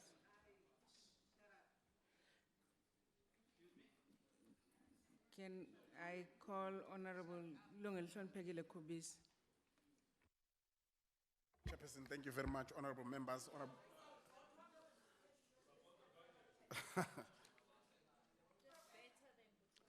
Honorable Minister, ministers present, deputy ministers, members all, let's also add our voice as the National Freedom Party that we really feel something is not going well in our country. It's not on. The killing of our sisters, our children, our mothers, our grandmothers, it's something that we should really abhor. And we say as the National Freedom Party, those thugs, those hooligans that are killing our sisters, our children, our mothers, our grandmothers, should be apprehended and taken to jail, and our criminal justice system must really bite. Now is the time.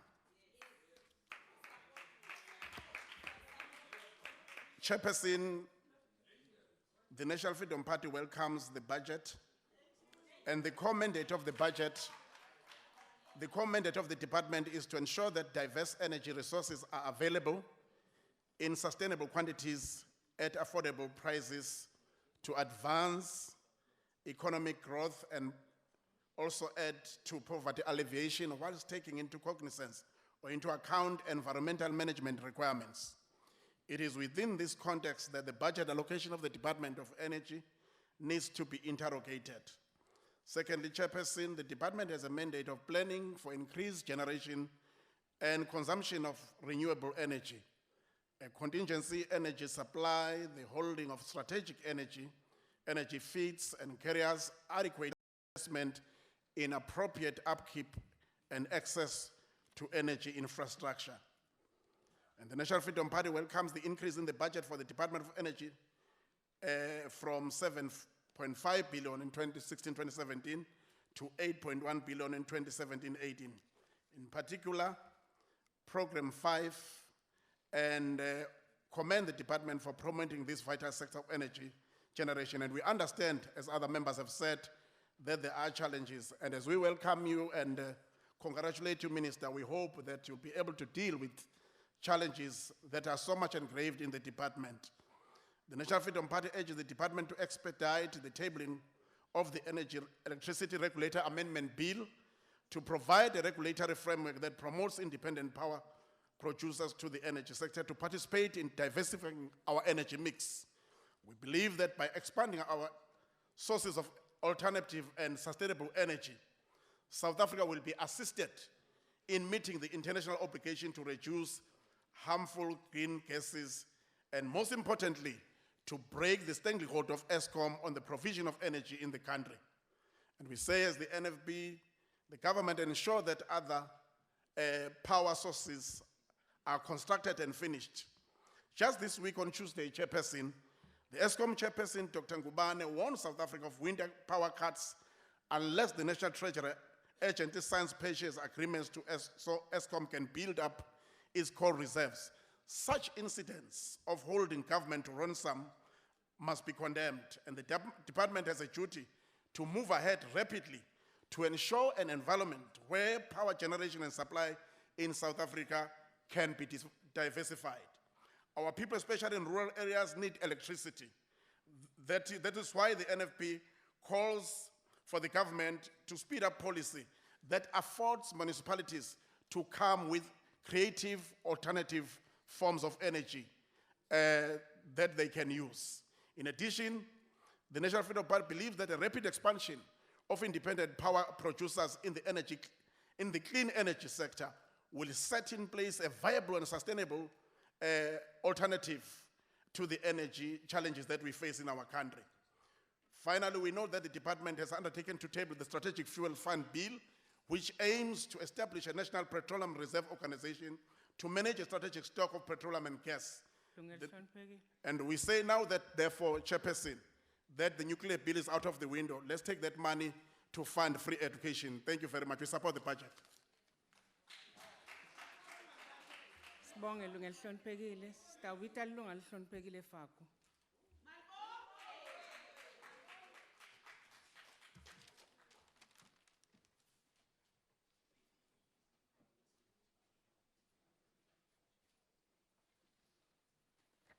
Honorable House Chair, Honorable Minister Kubai and Deputy Minister Ambassador Machola, honorable members of the National Assembly, the budget debate is tabled before the House under the theme, The Year of Oliver Tambo, Unity in Action, Together Moving South Africa Forward.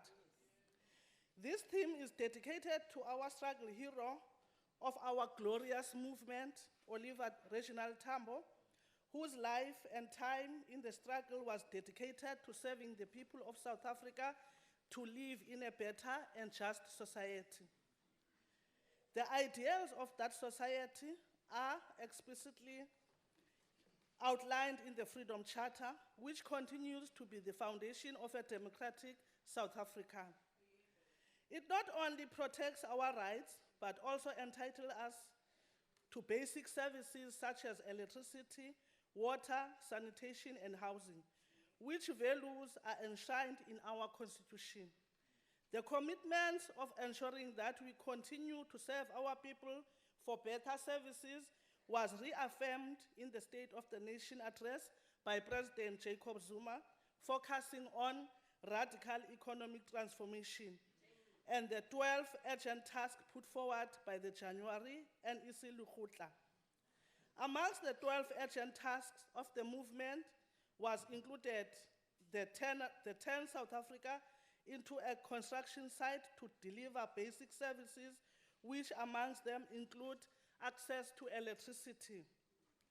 The NEC Lukhutla spelled radical economic transformation as a fundamental change in the structure, systems, institutions, and patterns of ownership and control of the economy in favor of all South Africans, especially the poor, the majority of whom are Africans and female.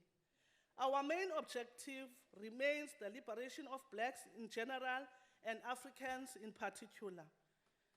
Its components include the creation of jobs, accelerating shared and inclusive growth, transforming the structure of production and ownership of means of production, and enabling the talents and productive potential of our people to flourish. At the heart of radical socio-economic transformation is an effective state that is decisive in its pursuit of structural change. Therefore, in the context of the foregoing definition of radical economic transformation, looking at the energy sector, that it will not be an over-exaggeration to say that ANC-led government has made great improvement with regard to the supply and sustainability of energy. Much still needs to be done, though.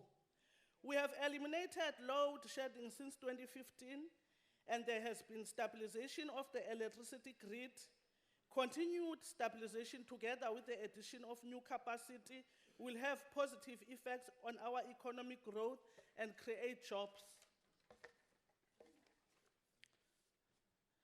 The National Development Plan, NDP, envisages that by 2030, South Africa will have an energy sector that promotes economic growth and development through adequate investment in energy infrastructure. The NDP identifies the need for South Africa to invest in robust economic infrastructure designed to support the country's medium and long-term economic and social objectives. Energy infrastructure is a critical component that underpins economic activity and growth across the country. The NDP requires the development of 10,000 megawatts of additional electricity capacity to be established by 2025 against the 2013 baseline of 44,000 megawatts. Prioritizing the attainment of these long-term goals of the NDP, we have stated in our manifesto that amongst key important issues envisioned for this 5 years period include producing more cleaner energy and promote energy self-sufficiency. Both fossil-based and green energy will be expanded to ensure a platform for growth and social inclusion, including the use of nuclear power for energy generation in a safe and environmentally sustainable manner. Additional energy will be generated through the competition of the large power station, namely Medupi and Kusile. Solar wind power will feed into the electricity grid to increase our generation capacity and promote environmental sustainability.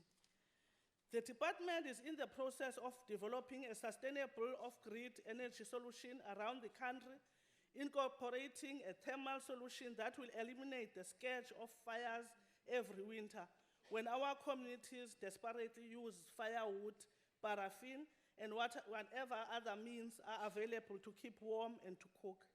For us, as the ANC, when we refer to eliminating the triple evils of poverty, unemployment, and inequality, this is a glaring example of what we mean.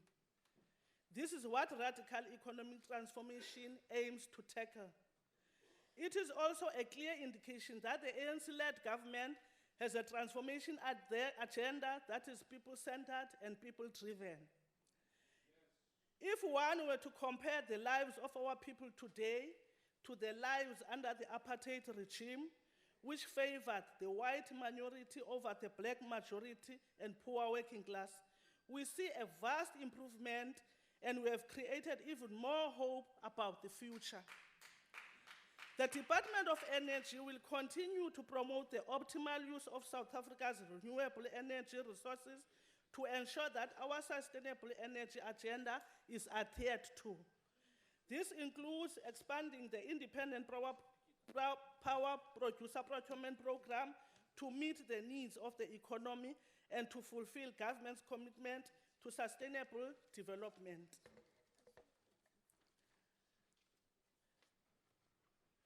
It is commendable that the Department of Energy is pursuing an energy mix that includes clean and renewable energy in an integral part of our low-carbon energy transition.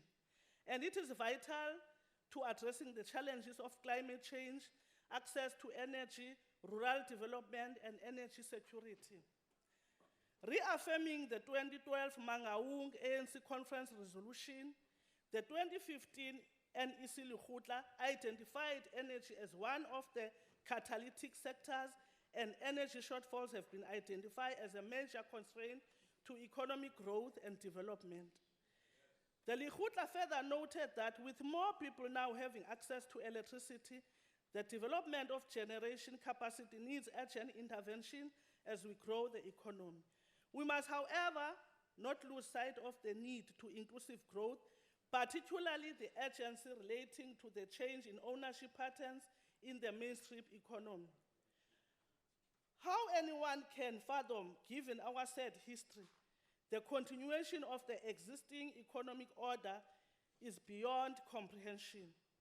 Considering these challenges, President Zuma, in his State of the Nation address earlier this year, pronounced that, I quote, "Government is committed to the overall independent power producers program, and we are expanding the program to other sources of energy, including coal and gas, in addition to renewable energy. ESCOM will sign the outstanding power purchase agreement for renewable energy in line with the procured rounds," I close quote. Whilst these independent power producers has been successful, delivering over 14,334 job years during the construction phase against a target of 8,451, it is vital that as the program continues, it is responsive to the ownership patterns in the value chain that has been created. I am referring here to participation by Black enterprises, particularly youth population that is being under 35 years of age, yet also being the democratic suffering, the highest unemployed. This cannot be business as usual anymore, but a matter of strategic and deliberate intervention.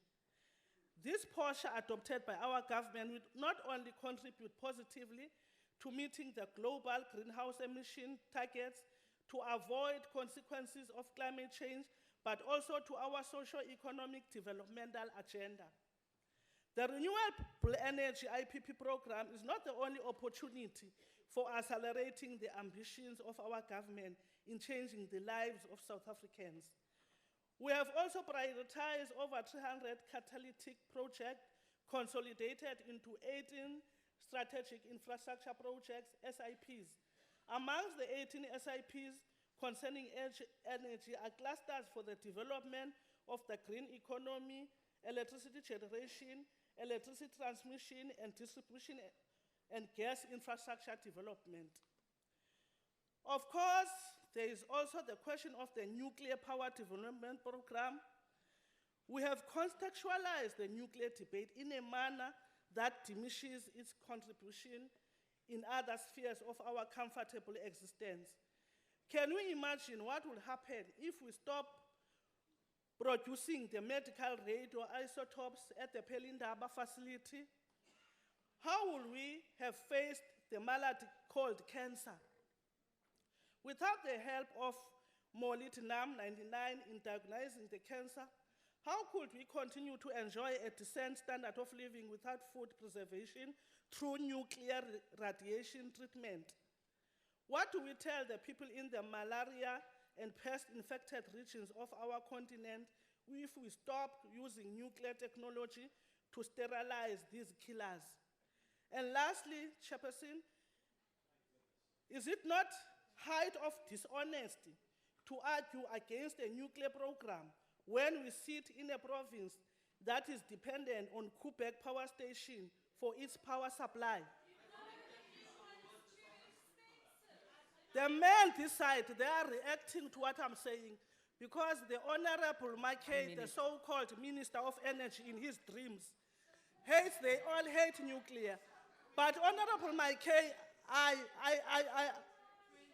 challenge you to go and switch off Koeberg nuclear plant and see what will happen, because the Western Cape electricity is because i-Koeberg station yiyo elayita i-Western Cape yonke. Abahlekazi bathetha ngapha bahambe ngapha ngumthetho wabo, phofu into abayithetha ngapha abayenzi ngapha, abayenzayo ngapha bathetha ngapha. Ngabo ke apha. Honorable Faku, time is up. As the ANC, we support the budget. Abonga, sitawubita ilunga lelihloniphekile Ngqongqoshe Kubai.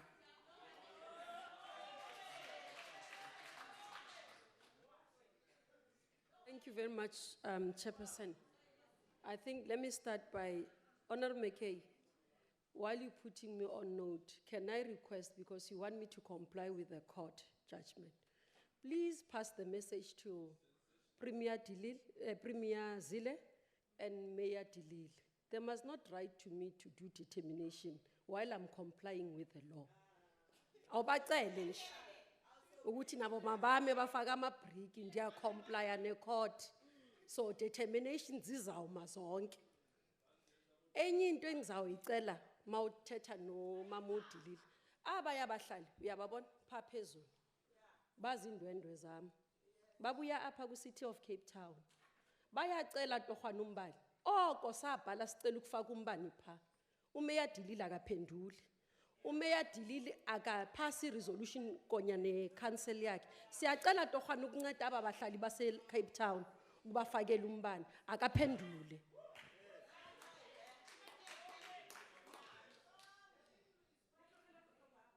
One of the things I have learned as a parliamentarian, since being a member of parliament since 2009, was to speak on facts, to read, and not speak general knowledge. You see, the challenge with us as members of parliament, we take podiums and speak general knowledge. Now, I'm not so sure how to respond as a minister, because some of the issues that are being raised here are just public opinions which are based on general knowledge. We have tabled our annual performance plan. We have tabled our strategic plan. This is what we are committing ourselves to. We are saying this is who we are as the department. Now, if you are going to speak general knowledge, how am I going to direct the department on the basis of a general knowledge? You see, general knowledge is when you come and speak about some things that don't exist. Honorable Carter here was speaking about things that don't exist. You see, part of the problem is that you find a speech, one of the things that you found as a speech, somebody speaking in an indigenous language, condemning violence against women, you were very intolerant to. It's uncalled for. Violence is violence. Sorry, and Minister. it doesn't matter. Sorry. Oh, Carter. Honorable Carter. Chair, is the Minister prepared to take a question? Oh, the Minister is responding.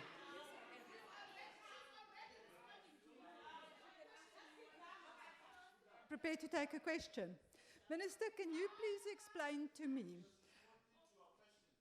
what is your view on fracking as well as nuclear? Your honest view.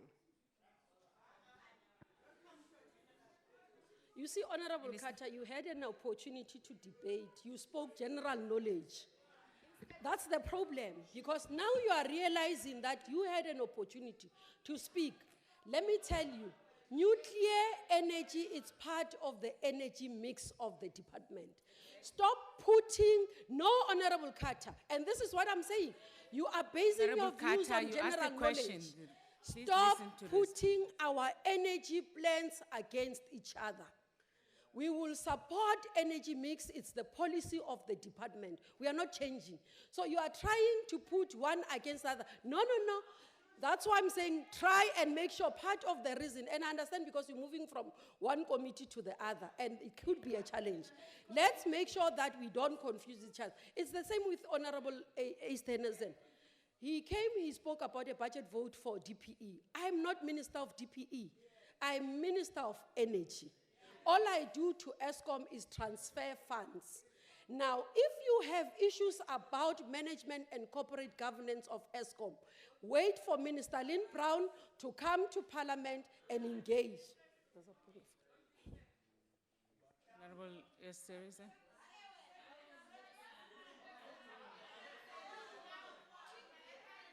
Honorable House Chairperson. Honorable Deputy Chief Whip, I've got Honorable Easternerson on the podium. Okay. Honorable Easternerson. Minister is misleading this house. We spoke facts here, facts that we can take on. We're not just debating here. And she must really Okay, accept Honorable that. As Esterhazy, somebody in please her take your position, seat. she must accept that. Honorable Zakute. Thank you, Chairperson. The honorable members should just relax and allow the minister to respond. She's responding to their debate. They had their chance. So please chill. Thank you. Honorable Minister, please continue.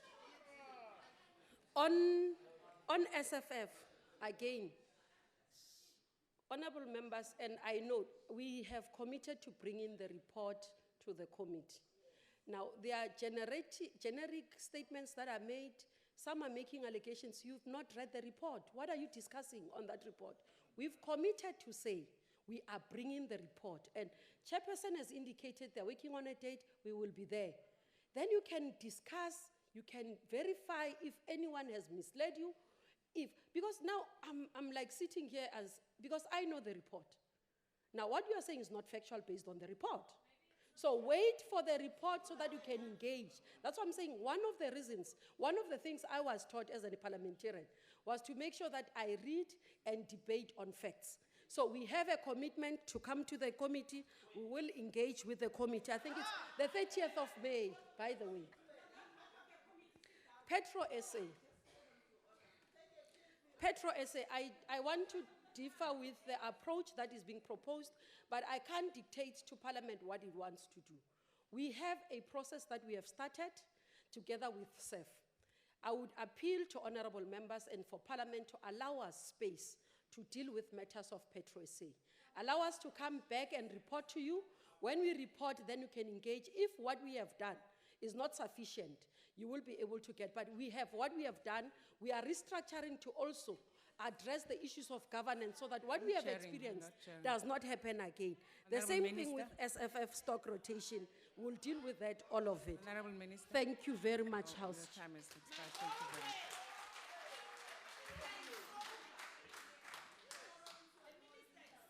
Thank you very much, Minister. Order. Thank you, honorable members, for your participation in the debate. And this then concludes the debate and the business of this mini plenary. So the mini plenary will now rise. Thank you very much.